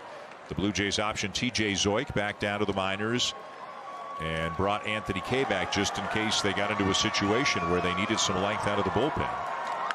0-2 and a check swing foul up. Well, even when they're not trying to hit a two-strike foul ball, they hit a two-strike foul ball. One of those nights, right? The Orioles making life tough on the Blue Jay hitters. He's thrown him a couple of fastballs. Trent will drop that slow curveball more to lefties than he will with righties. Maybe he's got him set up for it. Again the 0-2 and again fouled off. Again another fastball. They're setting him up for something. Fastball's up and away. That curveball comes right out of that same fastball, high fastball plane. Scott Carson telling me, Tabby, that the Orioles have fouled off 30 pitches tonight. Of the 117 pitches thrown by Blue Jay pitchers, and there's foul off number 31. You know, those don't show up. Well, I guess they don't show up in the box score, but they, you know, that's one of those games within the game where you can just wear out a pitching staff, and that's what the Orioles are doing right now. Something in their scouting report must say that Santander doesn't like that fastball up, because that's 4 straight fastballs up in the strike zone to him.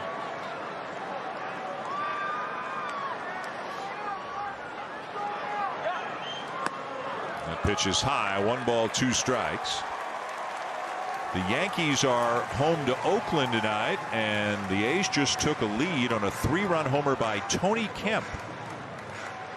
In the 6th inning, the A's lead the Yankees 5-3. The Red Sox are in Kansas City. They are scoreless with the Royals right now. Tampa Bay later tonight at Seattle. Hayes stole second on that last pitch, so it's a ball and 2 strikes.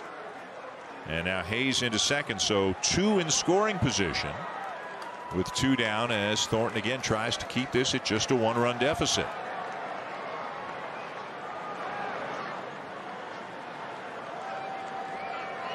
1-2 on the way and fouled off. I feel like I'm a broken record tonight, Tabby. Keep saying the same thing over and over again.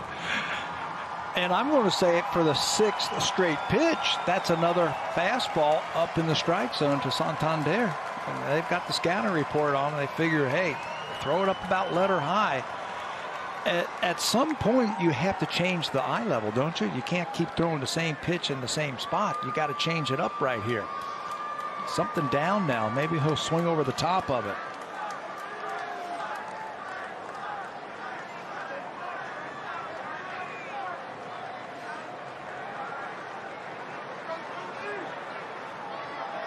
One-two again. And a curveball that Santander's out in front of and hooks down the line into the second deck. Well, there it was right there. Everything was up, and then you try something back down. Curveball down and in, and he's out in front of it. You can see he's messing with his timing right now.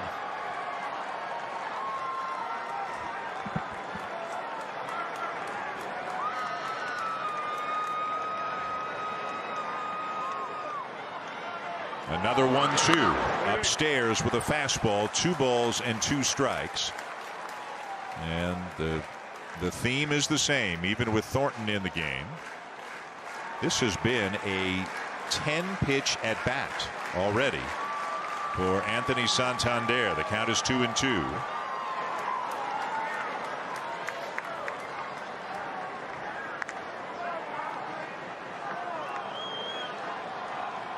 Mullins at third, Hayes at second. And the pitch. And it's fouled off. This is unbelievable.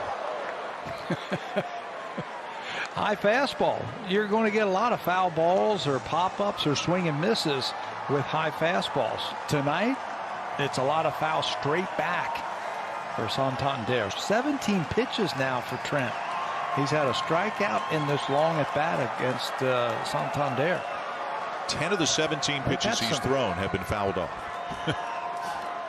10. 10 of the 17. Wow. Crazy.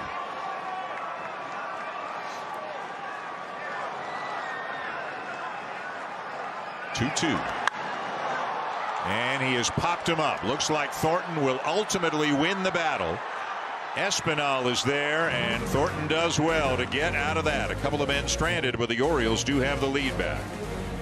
Vladimir Guerrero Jr. is going to be there. Marcus Semien looks like a very good bet. Bo Bichette's got a shot, maybe not as the starter, but a guy who could certainly wind up in the All-Star game. He has been hot lately, brought a 7-game hitting streak into this game tonight. 0 for 2 in this one. Tyler Wells back on the mound for the Orioles. Blue Jays down 2-1 as the first pitch fastball is fouled off by Bichette. Bo leads the American League in runs scored with 57 heading into play tonight. Add to that the 14 home runs, 280 batting average. And you know what, Dan, we've been talking about it, that he really hasn't gotten hot for a long time. He's had his share of good games, but he hasn't gotten consistently hot like we've seen him before. Boy, he had to bail out in a hurry. He was diving a little bit, and that fastball was riding in on him at 95. Batting helmet went one way, he went the other way, but fortunately he got out of the way of that. Almost walked right into that fastball, but he's able to get himself out of the way. And he's looking for something out over the plate. 1-1, and he slashes it foul. You know, if you look at American League shortstops, since we were talking about the All-Star game, there are 2 shortstops in the league who have better numbers than Bichette, Xander Bogaerts and Carlos Correa. But you can make a case that Bichette's probably third. Tim Anderson obviously will get a lot of consideration. He's having another good year, but I think Bo would be in the conversation for a spot in the All-Star game. Depends how many shortstops they take. And 1-2 sent foul down the line. Ooh, and an error on the ball boy down the line. I mean, that's, I don't care what the hometown scorer thinks. That is an error all the way. And the whiff right there. They used to have the saying, give that fan a contract when they would catch a ball in the air. He's not getting a contract after that display. Upstairs, 2-2 on Bichette with Guerrero and Grichuk to follow here in the Blue Jays 6th inning, down 2-1 to the Orioles.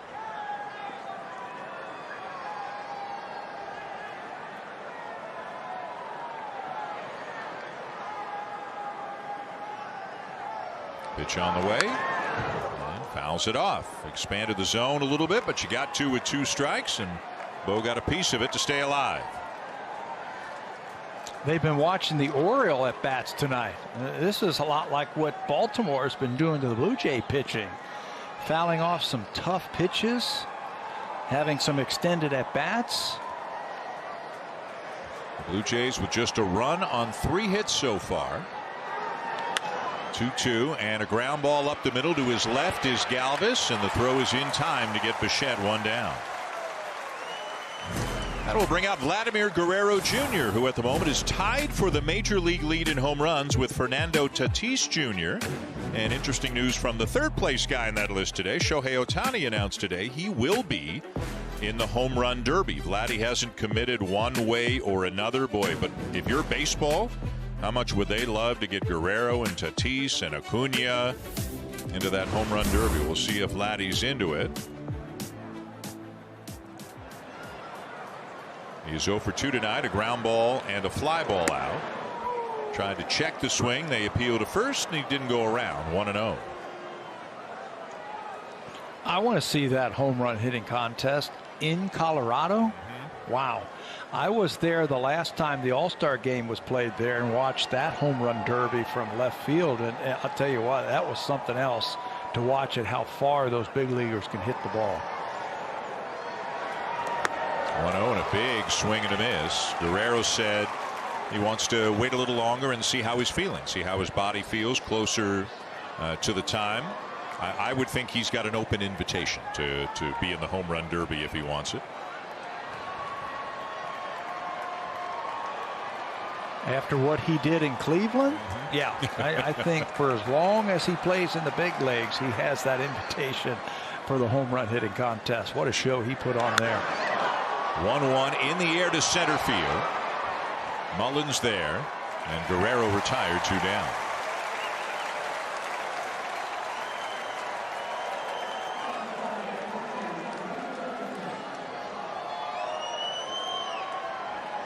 So Tyler Wells, who's come out of the bullpen throwing well for the Orioles, and now left-hander Tanner Scott is getting up. One thing that Baltimore does have is a few pretty good relievers, and just about all of them are kind of entering that arbitration stage of their career where they're going to start making more money. And I bet you the Orioles will be fielding phone calls from contenders about a couple of their relief pitchers as Grichuk takes a strike.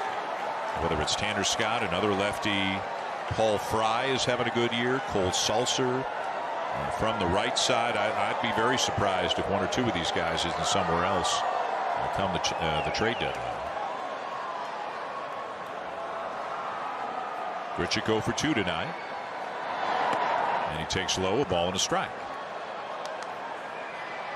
It is a fluid position, isn't it?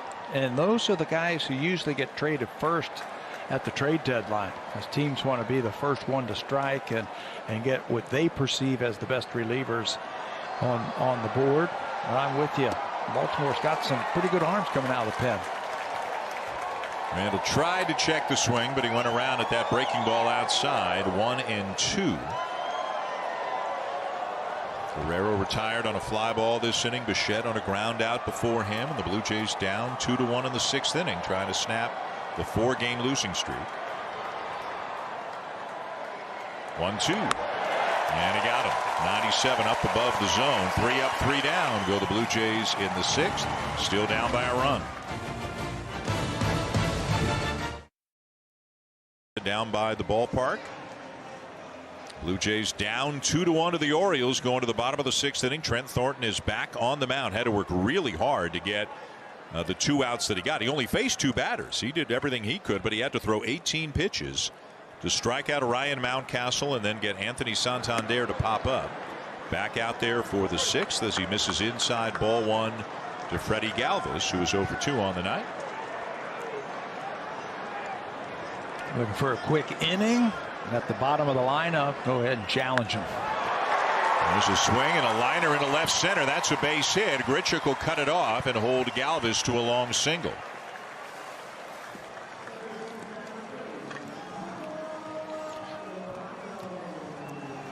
Boy, they have had some good at bats. So the leadoff batter gets on again, and a high pitch that he stays on top of that. It looked like it had a chance for 2. Well, Randall hustles over there, cuts it off, holds him to a single. They have had runners on in every inning but 1 tonight. The Orioles now out hitting the Blue Jays 7-3. Here's Maikel Franco, who has walked and flied out. First pitch swinging, liner to center. On comes Grichuk, and he makes the catch. Nice diving catch by Grichuk in center for the out. Galvez back to first. A lot of that has to do with positioning and then reading the swing and getting a good job. And Randall plays as good a center field as anybody.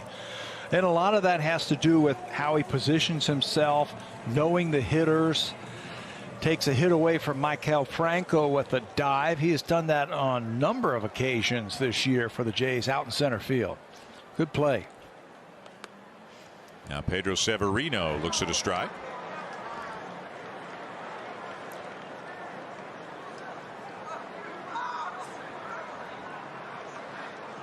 Severino on the night 0 for 2 with a couple of strikeouts.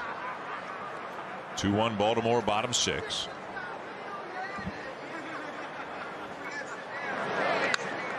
And it's fouled back quickly. 0-2.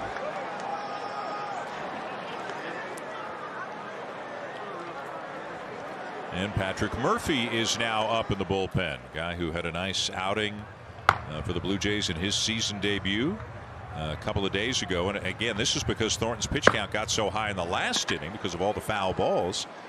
Even though He's doing well. He's thrown a lot of pitches as he misses down and away a ball and 2 strikes, and they want to keep this at just a 1-run game.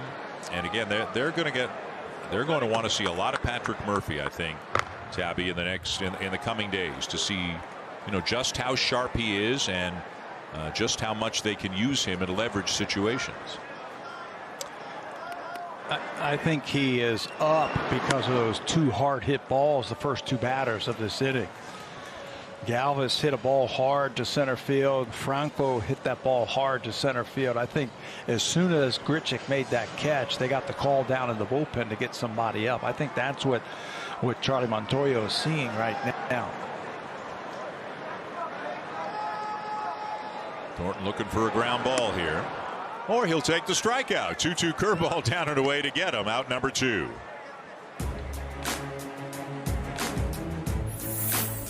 From the best shows and films to live TV from across Canada, discover CBC Gem and stream for free. With Pat Tabler and Arash Madani, I'm Dan Shulman. The Blue Jays in Baltimore down 2-1 in the bottom of the 6th. Runner at first, 2 down for Pat Valaika. The number 9 hitter in the Orioles lineup is 2 for 2. Came in hitting a .192. He's now at 208. As he takes outside, ball 1. And the way this shapes up, this is probably last batter, I would think, for Thornton, no matter what. If Valaika gets on, top of the order coming up, Charlie probably goes and gets Murphy, and if not, Thornton gets out of the inning, and whoever they want starts the next inning fresh. Thornton trying to keep it at just a 1-run deficit as he misses low 2-0. Got to get this guy. Number 9 hitter. You mentioned he's hitting under 200 coming into this game. You got to put him away. Might be your last batter, so you got to empty the tank right here to try and get him. Behind in the count. And a swing and a foul off by Valaika. 2-1.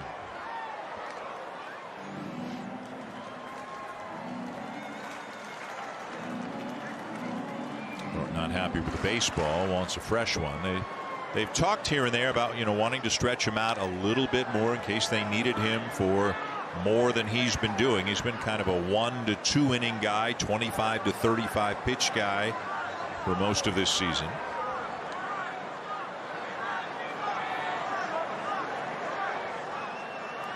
Runner at first, 2 down, 2-1 pitch, swing and a miss, 2-2. Since Alek Manoah has come up and Ross Stripling has pitched better, you're going to get Steven Matz back. I think the starting rotation is going to be fine. That's why Charlie Montoyo likes Trent Thornton in the bullpen. Remember, he's coming back from some injuries that he had last season, and he likes him because he's a multi-inning guy. You can use him in any situation. So I think they keep him in the bullpen now. Swing and a miss to get Valaika. Nice job by Thornton. 2-1 Orioles going to the 7th. Walk bit the batters, but he's basically a 2-pitch pitcher, fastball, slider, and he's got the best fastball out of the bullpen for the Orioles. Average is 97 with that fastball, so time to turn it up again for the Jays. First batter he'll face, the left-hand hitting Cavan Biggio. Biggio has walked and grounded out tonight. 3 on the right side, the shift on. And there's a slider in over the inside corner for a called strike to Biggio. Lourdes Gurriel is on deck, and then Joe Panik. 5, 6, 7 in the Blue Jay lineup. Franco guarding against a push bunt a little bit. Galvez around to the right of second as Biggio fouls it back. 0-2. They have used Scott a lot this season. 30 appearances. That leads the A's, and this works out for him right here. You've got a lefty, a righty, then another lefty. I told you there's only 2 lefties in the lineup for the Blue Jays. One of them's leading off, so he'll face both of them. And so this has worked out nicely for the Orioles here in the 7th inning. 98, but just low to Biggio. Takes a close pitch, and it's a ball and 2 strikes. Bo Bichette came in on a 7-game hitting streak. He's 0 for 3 tonight. Vladimir Guerrero came in on an 8-game hitting streak. He's 0 for 3 tonight. Blue Jays have not gotten anything out of the top of the order. 1-2. Biggio tried to check it. but he went around and then is thrown out at first. Ball was in the dirt. Severino down to first, and that's one of those where as the hitter you're looking down to third to see what they're going to call it. Biggio out on a strikeout.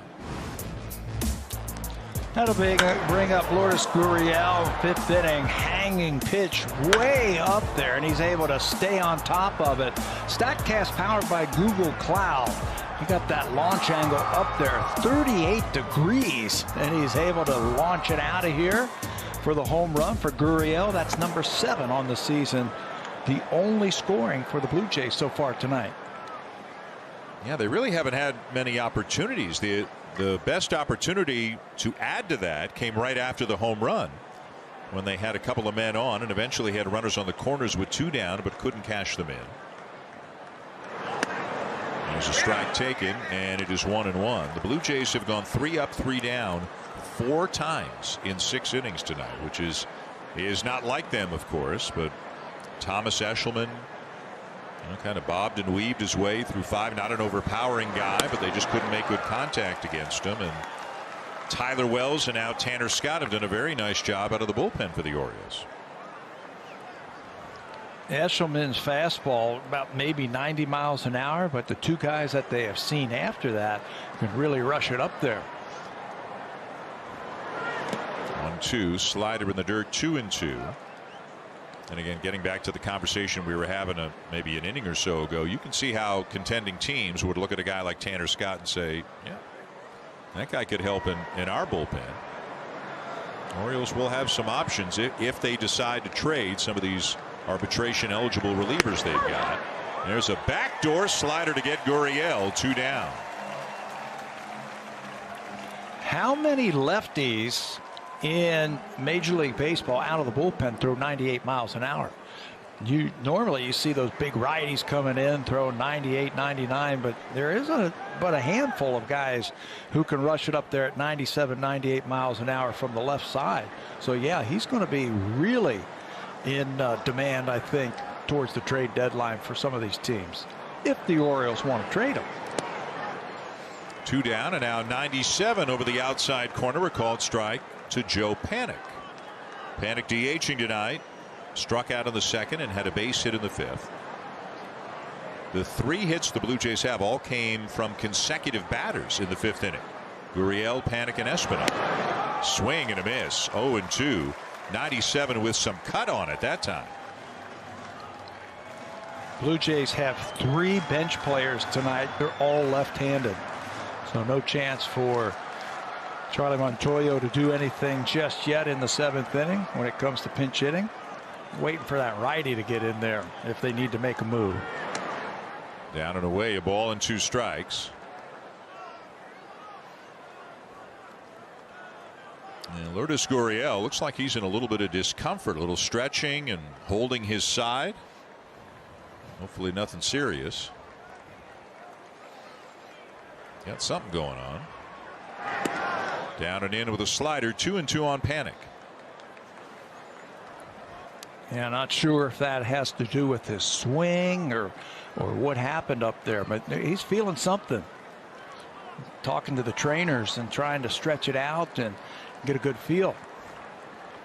That is not an encouraging look right there. No.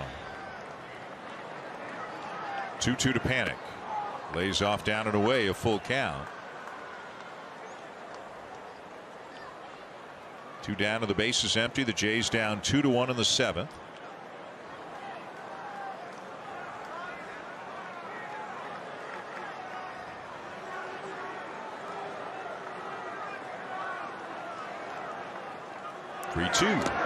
And Panik will draw a walk. So they've got a base runner with 2 down as Gurriel keeps trying to work out whatever it is that's bugging him. Now a message from off. Well, remains to be seen whether Gurriel's going to stay in this game. He is bothered right now. Heads down the stairs. We'll have to wait and see what happens when the Blue Jays come back out on the field. Here's Santiago Espinal with a runner on, 2 down. And a slider in the dirt, and it gets right through the wickets of Severino. To second on the play is Panik, despite that ball bouncing hard off the brick wall, coming back out quickly. That's a wild pitch. The Gurriel dancing out of the way of the ball down and in. And is that where he did it? Kind of hard to tell exactly, but a reach for his side in the aftermath there. And again, remains to be seen whether he stays in the game. Still in the dugout and trying to work it out. Trying to loosen it up a little bit. 1-0 and another slider down low. 2-0 on Espinal, who's grounded out and had a bunt single tonight. Yeah, this is what's maddening, I think, about Tanner Scott. He struck out the first two batters that he faced tonight. Just boom, boom, boom. 0-2 on Joe Panik, and then couldn't throw a slider for strike. Ended up walking him while pitched him to second base, and now he's ahead of Espinal. Runner at second, 2-0, and Espinal will take a strike, a slider right at the top of the zone. And it is 2-1. Base hit could tie it up here with Panik at second and 2 down. And Espinal, as we mentioned earlier tonight, he's been swinging the bat well recently. He's been up and down between the big leagues and AAA this year. 2-1, and again a slider right at the top of the zone. 2-2. How's that for respect? 2-0 slider, 2-1 slider. You throw 97, 98 miles an hour. Espinal gets a couple of breaking balls when he's ahead in the count. That's respect.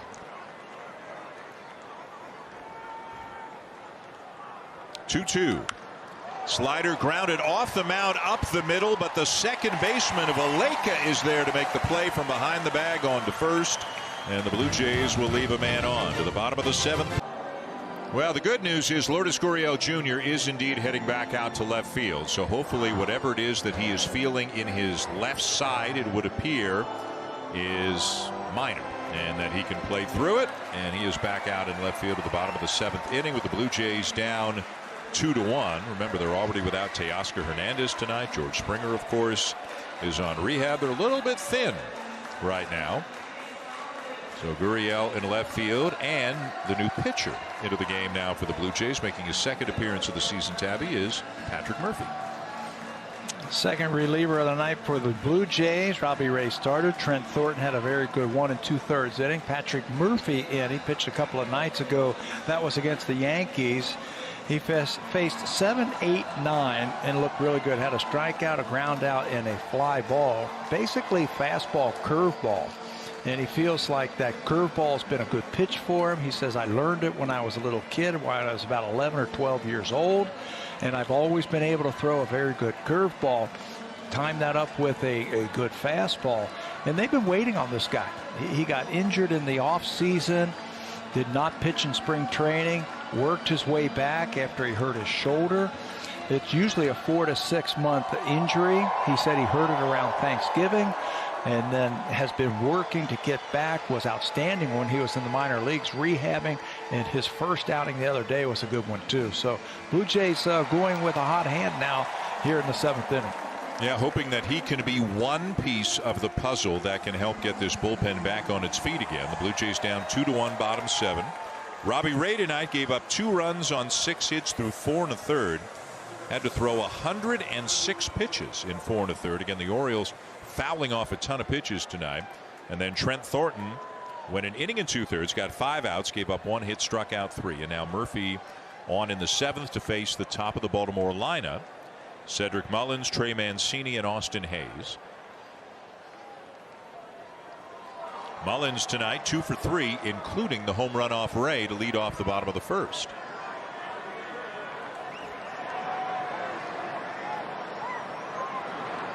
And a curveball misses outside, ball 1. Mullins has had a sensational year. I mean, you got to pencil him in. He's got an excellent chance of making the All-Star team. You mentioned the home run and the single. He also tagged up and went to second base on a fly ball to center field. So he's been doing a little bit of everything for the Orioles tonight. Got an on-base percentage over .390 on the season. The home run was his 10th of the year. 1-1 fastball. In there over the inside corner, a little comeback action on that fastball, and it's 1-2. Mullins didn't like it, but Murphy jumps out in front. Patrick Murphy says, I'm a power pitcher with a good curveball. I'll throw an occasional changeup, but I can't get too heavy with one pitch. And he hit him. Fastball at 96 up and in. And got him around the right elbow, I believe. Mullins throws the bat away and jogs down to first. Oh, that is unfortunate. Had him down 1-2. They tried to get that fastball over, and he pulls it too hard. They wanted it that same comeback fastball that he had for strike number 2, but he yanks it up and in, and the Orioles get that leadoff batter on again. And a guy who can run. He's got a dozen stolen bases on the season. Trey Mancini, the batter. Fastball high, ball 1. So you got to pay attention here to Mullins. Riley Adams may have his hands full here, but Patrick Murphy's got his hands full with Trey Mancini at the plate. Dangerous hitter.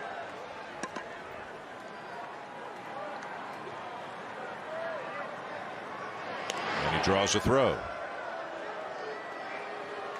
Really only the base stealing threat the Orioles have.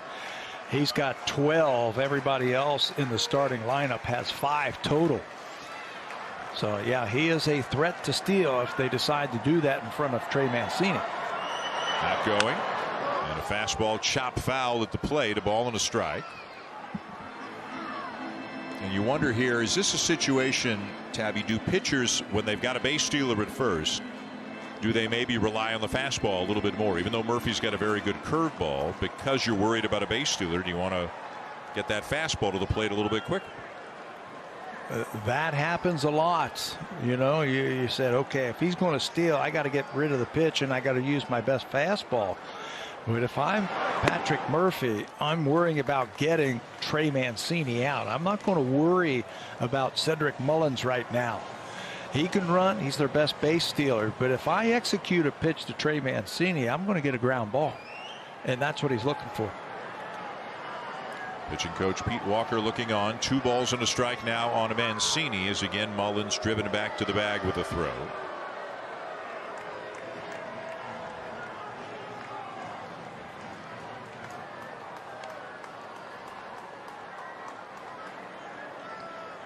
Mullins edging out the lead. Not going. Fastball and right at the top end of the zone for a strike. 2-2. They have their 2 best hitters at the top of the lineup. Mullins is already on. Maybe you don't run him. Maybe you wait one batter and see what Mancini does because he's such a good hitter. You start to play for the big inning instead of just one. There's the first curveball of the at-bat, and Mancini bounces it foul, third base side of the field. So if you're Brandon Hyde and you're trying to put together this inning, your leadoff batter gets on. You don't run him. You wait to see what Mancini does. If he makes an out, then maybe you take a chance in trying to steal with your best base runner.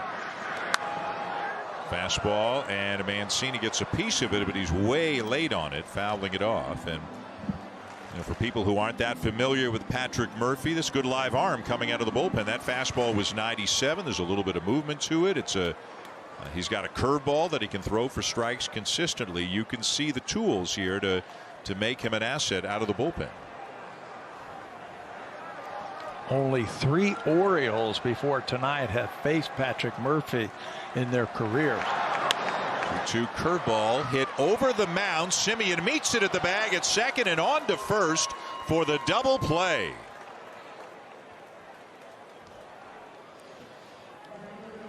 Boy, you couldn't ask for a better pitch and where this ball is hit. Hit it to your most consistent fielder. That's Marcus Semien, right at the bag, and then all he has to do is flip it over to first base. You wipe off that leadoff hitter, your fastest runner, you put down your best hitter. Boy, you couldn't ask for a better pitch and a better result than that. So 2 down and the base is empty for Austin Hayes, who is 2 for 2 with a walk tonight, as Murphy misses just high with a curveball for ball 1. Hayes walked in the first, singled in the third, and then had an RBI single in the 5th. And that run is the difference in the game right now. The Orioles leading 2-1, bottom 7. Fastball and a ground ball to third. Charging Espinal. And to throw in plenty of time to get him. A nice inning for Patrick Murphy. Blue Jays coming up in the 8th, down by a run. Because if you bring in a righty, you know you're going to bring, whether it's McGuire or Tellez, into the game. But this is the way the Orioles have played it. And Rowdy hoping to get into one and maybe tie the game here in the 8th inning. Shift on for the Orioles. And a first pitch fastball is called a strike on the outside corner. Rowdy shaking his head, but it's 0-1. We just saw Tanner Scott. He's got the best fastball out of that bullpen for the Baltimore Orioles. Hunter Harvey has the second best fastball, just a tick below Scott, but he's got a good fastball and a splitter. Well, now call maybe goes Tellez's way. So one way or another, that pitch looked like it might have been a strike, but it's called low, and it's 1-1 on Tellez. Blue Jays have not had a very productive bench this year. They've had a 3-man bench the whole season. Some teams are carrying 4. Reese McGuire will come at a catch.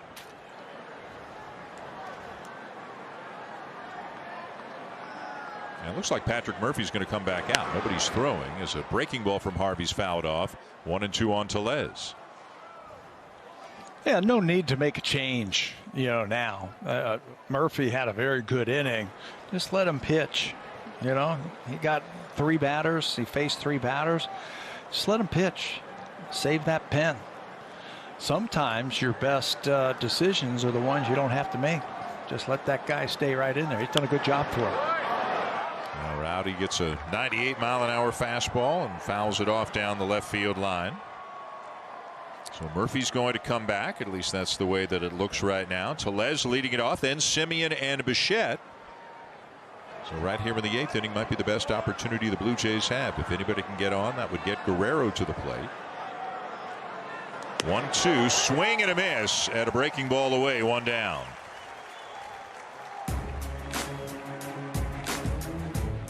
Take on any project with Home Hardware, proud partner of the Toronto Blue Jays. Here's how.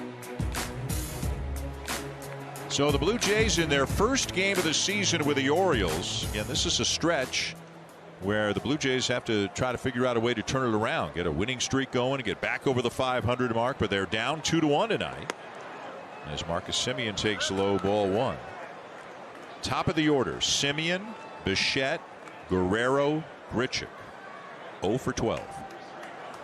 All 4 of them are 0 for 3. The 3 hits have come from guys near the bottom of the order. 1-0. Down and away, ball 2.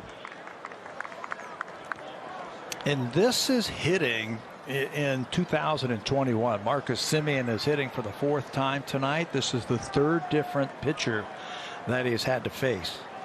He faced Eshelman a couple of times, 0 for 2, Wells once, and now he's facing Hunter Harvey.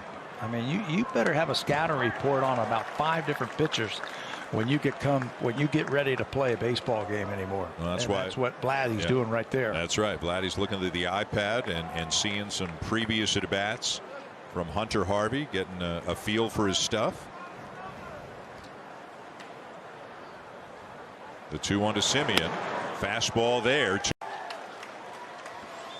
Scott's got a pretty good fastball. So does Hunter Harvey, a former first-round draft pick out of a high school in North Carolina. He was a starter when he was in the minor leagues, but he has transitioned to the bullpen, and that's a powerful arm coming out of that pen. And he gets Semien swinging. Back-to-back strikeouts, 2 down. 3rd time tonight that Marcus Semien has gone down against 3 different pitchers. He struck out against Eshelman, Wells, and now Hunter Harvey. Blows that ball by him. So now Bo Bichette.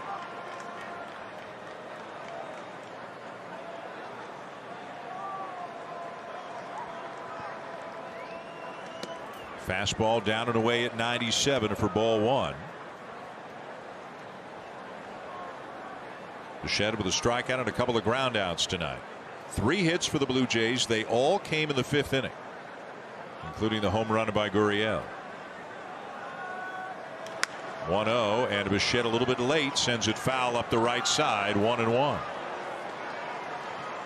They just haven't had any chance to get anything started.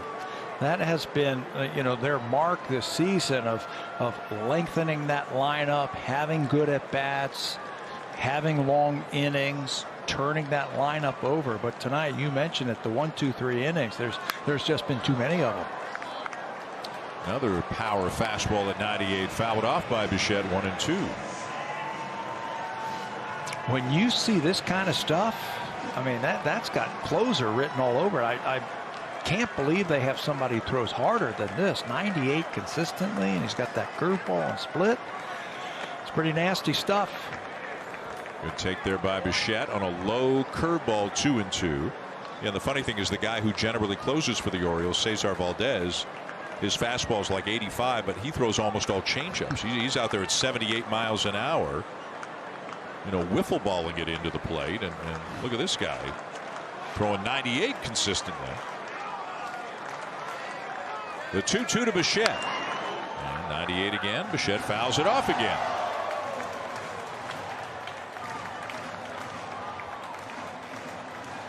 Bo fighting, trying to fight off those fastballs. He can wait a long time before he lets that thing go, and that just helps him to track the ball. That's why you see a lot of foul balls off to the right. He's trying to wait as long as he can. Pitch in the dirt, and a full count now on Bichette, and if he can get aboard, of course Gurriel would come up next. There's a 93-mile-an-hour changeup there from Hunter Harvey.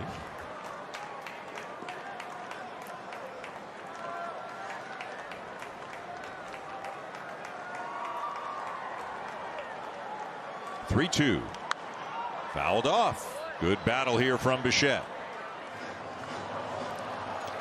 I can't even imagine having to do this every single night. You face guys coming out of the bullpen, and the next one coming out throws harder than the previous one.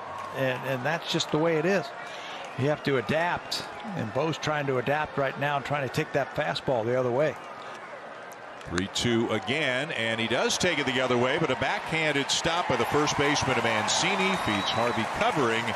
And the Blue Jays go in order, down 2-1 going to the bottom of the 8th through June 27th. Buy today and you'll be eligible to win 2 additional early bird prizes plus the jackpot, all while supporting this great cause. Reese McGuire now in a catch after Riley Adams was lifted for the pinch hitter. Patrick Murphy is back on the mound, and Ryan Mountcastle fouls off the first pitch of the bottom of the 8th. So Murphy back for his second inning of work.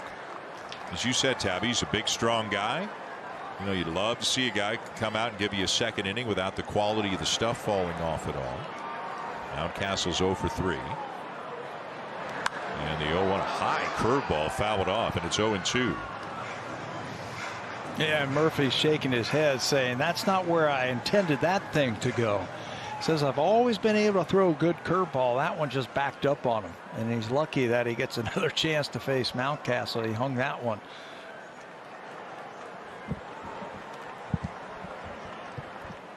(0-2). Curveball line to center, and that'll get down for a base hit in front of Grichuk. He came right back with the curveball, and that one just rolled over. It didn't have much snap to it. And good hitters with 2 strikes are going to shorten up their swing. And if you throw a breaking ball for a strike, they're going to hit it hard. Murphy upset with himself that he couldn't finish that curveball off and put Mountcastle down. So the Orioles, again, have their leadoff hitter on base. Now Anthony Santander 0 for 3 on the night. Blue Jays already down a run here in the bottom of the 8th inning as this fastball at 98 from Murphy is fouled off. So again, you love to see this kind of power arm coming out of the bullpen, and Murphy certainly looks the part. And again, he will get opportunities.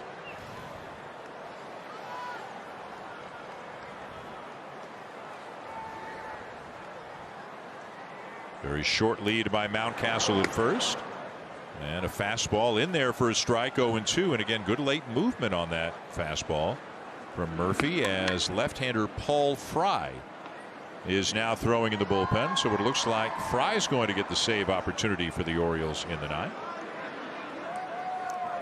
I can't believe they would bring him in to face Gurriel and Grichuk to lead off the inning. Maybe they're just getting them loose for one of the lefties if they get by him. Throw down to second. You know what I'm saying? Yeah, I know what you're saying. Yeah, a wild pitch there on Murphy. Yeah, you're right. Bring Harvey back out and maybe, have the lefty Fry in there for Biggio. Camden Yards, as we mentioned, is really interesting because of the brick wall backstop. That ball can come shooting off that back wall and get right back out to the catcher quickly, but not quickly enough from a Blue Jay perspective. And now they got a runner at second. 2 outs on the batter. You need a punch out right here. Remember, Trent Thornton really worked Santander up with the fastball. Murphy reached back for a little something extra. Weak ground ball to the right side. Semien will make the play to get Santander, but that is going to move the runner to third. Now a message from TD. Who makes your season special? Nominate them for a chance to win great prizes at BlueJays.com/TD MVP Spotlight. So the wild pitch important because then the ground ball moved the runner to third. He's there with a 1 out, and that obviously forces the infield in for the Blue Jays. Down 2-1 with Freddie Galvez at the plate. This is the weaker side for Galvez now, batting from the left side. So you are, if you're the Orioles, you're trying to figure out how to get this run in. You mentioned the weak side from Galvez. He's a magician with that bat. He can really handle it. You could safety squeeze if you want. I don't know if they would go and play the contact play. There's not a ton of speed over at third base. But Galvez can handle that bat, and he's going to be looking for something that he can get into the outfield. Murphy missing inside with the first pitch. And now the 1-0.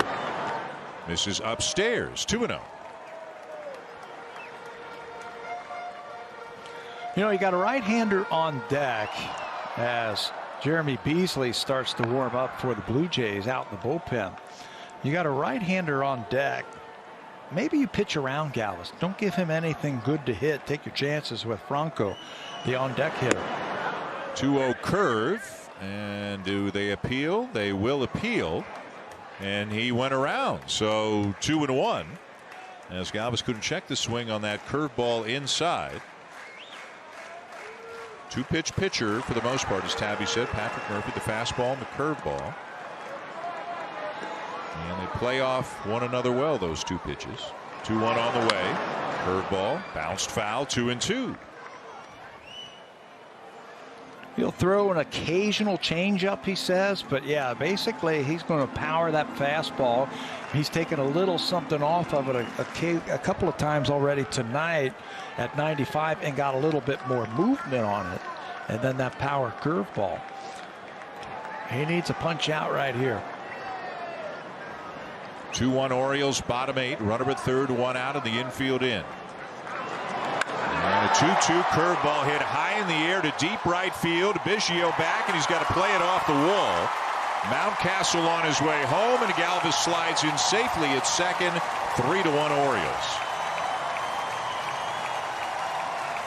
Looking for a little insurance, and wouldn't you know it, Freddie Galvez is going to take care of that. They get the leadoff batter on for the 5th time in 8 innings. The wild pitch becomes a big pitch. He moves over to third base on the ground out, and then Galvez was waiting for that curveball that time. Stayed back on it, got it into the outfield, and then hustles his way to second base. Good play by Biggio off the wall, but Galvez running hard, playing the game the right way. Plates an insurance run, and he's in scoring position after that long double. Good at bat. Now strike taken by Maikel Franco, who is 0 for 2 with a walk tonight.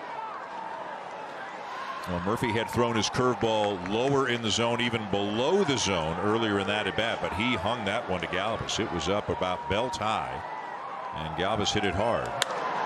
Fastball, and that's lined into right field, a base hit. Galvez around third. Biggio's throw to the plate, a little bit up the line. Galvez will score on an RBI single to make it 4-1.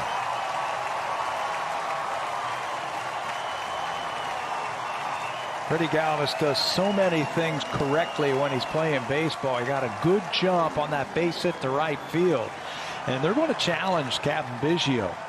Cavan's got an outfield of six relievers in last night's ball game. Jeremy was one of them. He was the final one through an inning. Had trouble locating the strike zone. Had 3 walks. Gave up an earned run to the Yankees. Yankees would win that game 8-4. Fastball, slider, splitter. Shut him down right here.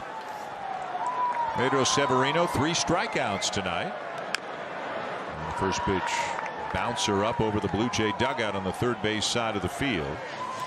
So now the Blue Jays really have their work cut out for them. The Orioles getting a couple of insurance runs. Guerrero, Grichuk, Biggio, 3, 4, 5 due up in the 9th inning.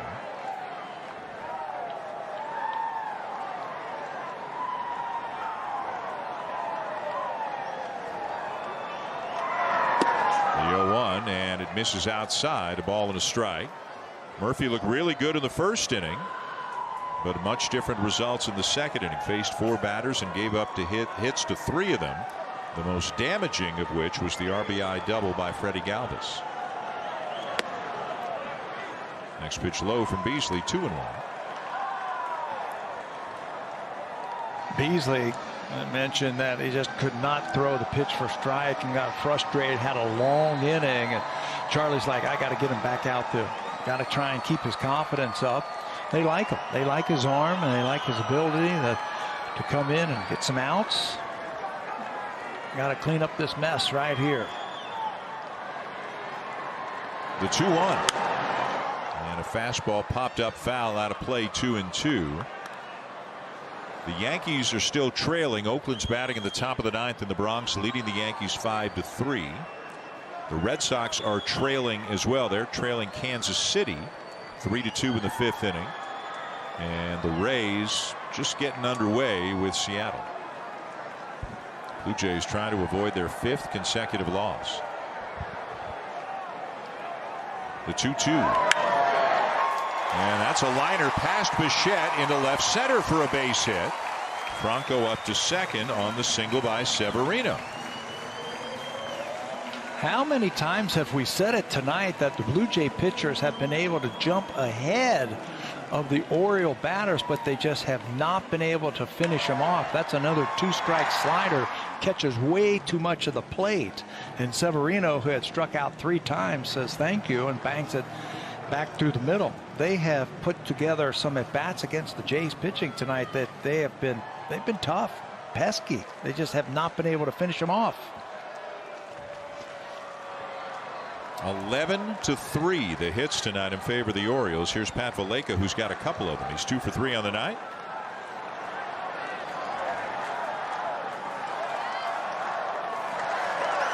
And the first pitch breaking ball way outside for ball 1.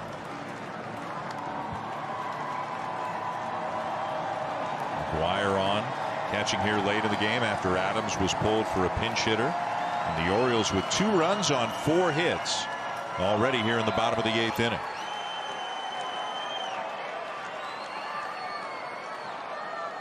Blue Jays went 8-2 against Baltimore last year. This is the first meeting of this season. 1-0. Swing and a miss, 1-1.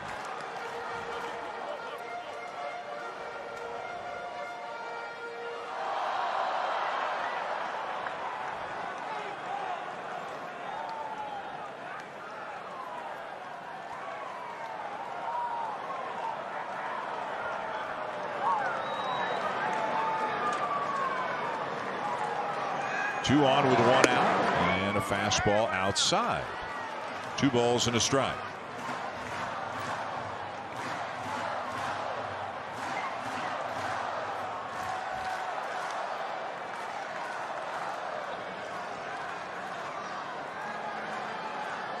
Patrick Murphy already charged with a couple of runs, looking on from the Blue Jay dugout. 2-1. And this one is golfed into the air to shallow right field. Biggio coming in, and he makes the catch for the second out. Oriole batters again. They've had some long at bats, long innings. They've only been retired one time tonight. 1, 2, 3. So they've had some tough at bats, and it all started with this man right here. First batter of the ball game for Baltimore. Mullins 2 for 3, hit by a pitch.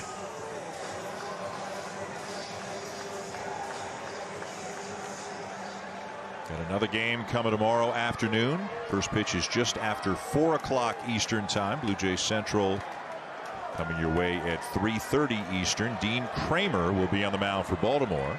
0-6 with a 6.65 ERA. Alek Manoah gets the start for the Blue Jays. He's got a 2.66 ERA through his first 4 big league starts. Mullins started this whole thing for the Orioles tonight with a leadoff home run deep to right field. You mentioned he's also had a hit by a pitch and a single. He also flew out to center field, hit a ball hard to center field a second time up. Now he gets one in the air to deep right field. Biggio back, looking up, and it's gone. His second of the night, and this will officially blow it open for the Orioles, who are now up 7-1.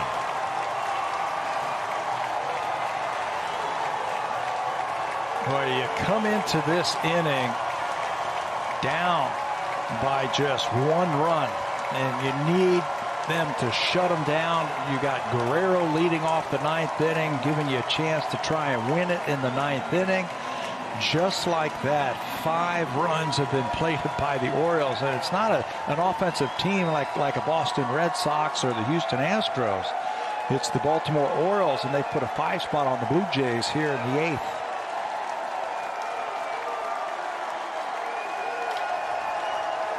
And for a team looking to snap an 8-game losing streak, you can understand why they're so happy, why the fan base wants a curtain call from Mullins. 3rd career multi-home run game for him, and again, as we mentioned earlier, very likely a guy heading to the All-Star game in Denver next month, you would think. 7-1 Baltimore. 5 runs here in the 8th inning. And here's Trey Mancini. Down and away, ball 1.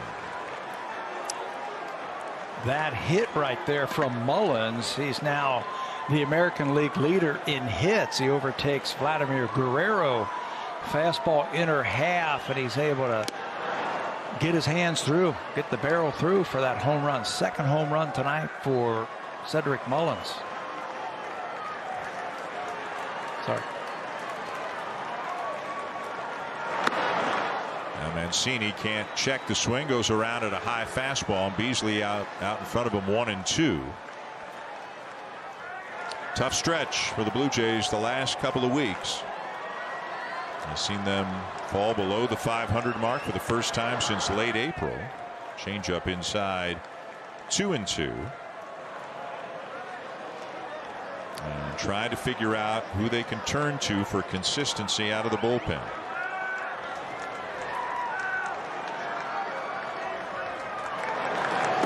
Two, and it's low, a full count.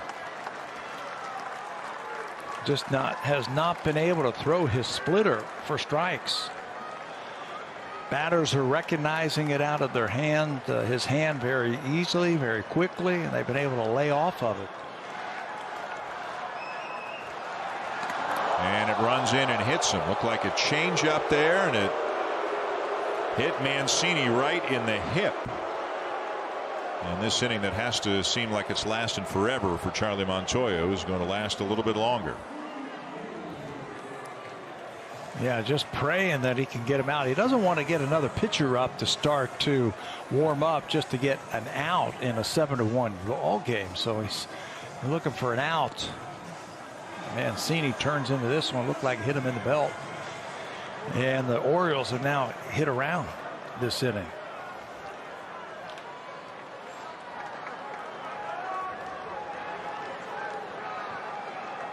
So now Austin Hayes 2 for 3 with a walk.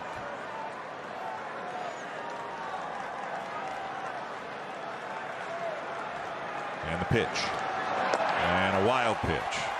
Breaking ball into the opposite batter's box, and up to second goes Mancini.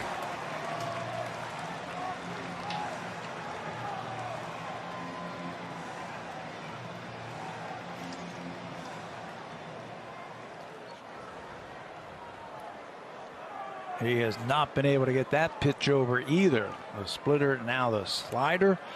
He yanks that one. And another wild pitch.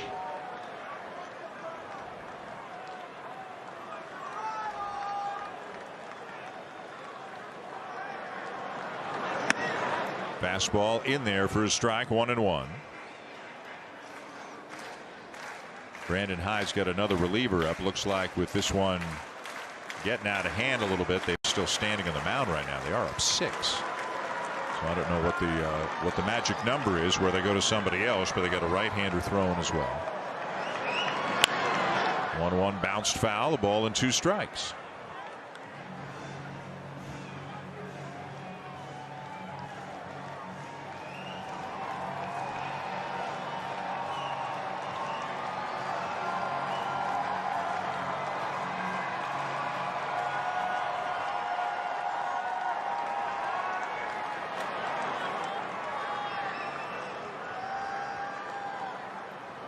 One, 2. Foul to back. We had a good hack at that 96-mile-an-hour fastball. Orioles' approach tonight with 2 strikes has been excellent. They started it against Robbie Ray. They really made Robbie work tonight. He was only able to go 4 1/3 innings. That's his shortest outing of the season. Trent Thornton, same thing, long innings. Patrick Murphy. They've hit his curveball a couple of times in this inning for base hits with 2 strikes. And the same thing now, Austin Hayes is having another good at bat. Beasley finally gets him to chase. Hayes strikes out, and it's on to the 9th inning at Camden Yards. The Orioles leading the Blue Jays 7-1.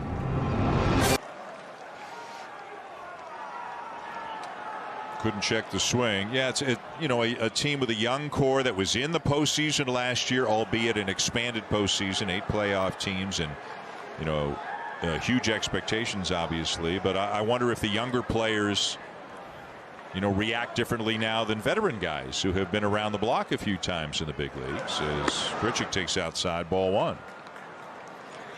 I think the veteran guys are going to have to lead the younger guys. Randall Grichuk and Marcus Semien. When George Springer gets here, guys who have played in the big leagues, played full 162 games. And they have to just keep telling them, look, it's a long season. There's going to be ups. There's going to be downs. What you can't do as a young player is get too low. If you get too down, that's really a tough hole to crawl out of. Just come back to the ballpark tomorrow and just act like the last 5 games haven't happened. Just come and just play the game of baseball. And if you have confidence in your ability, as Grichuk grounds out the shortstop, if you have confidence in your ability, you're going to turn it around, and good things are on the horizon. Again, a stretch of the schedule where you would figure they would be able to make up some ground, but they got to start playing better. Down to their last out here in the 9th inning, trailing the Orioles 7-1. Biggio 0 for 2 with a walk, and Baltimore on the verge of snapping an 8-game losing streak and extending the Jays' losing streak to 5.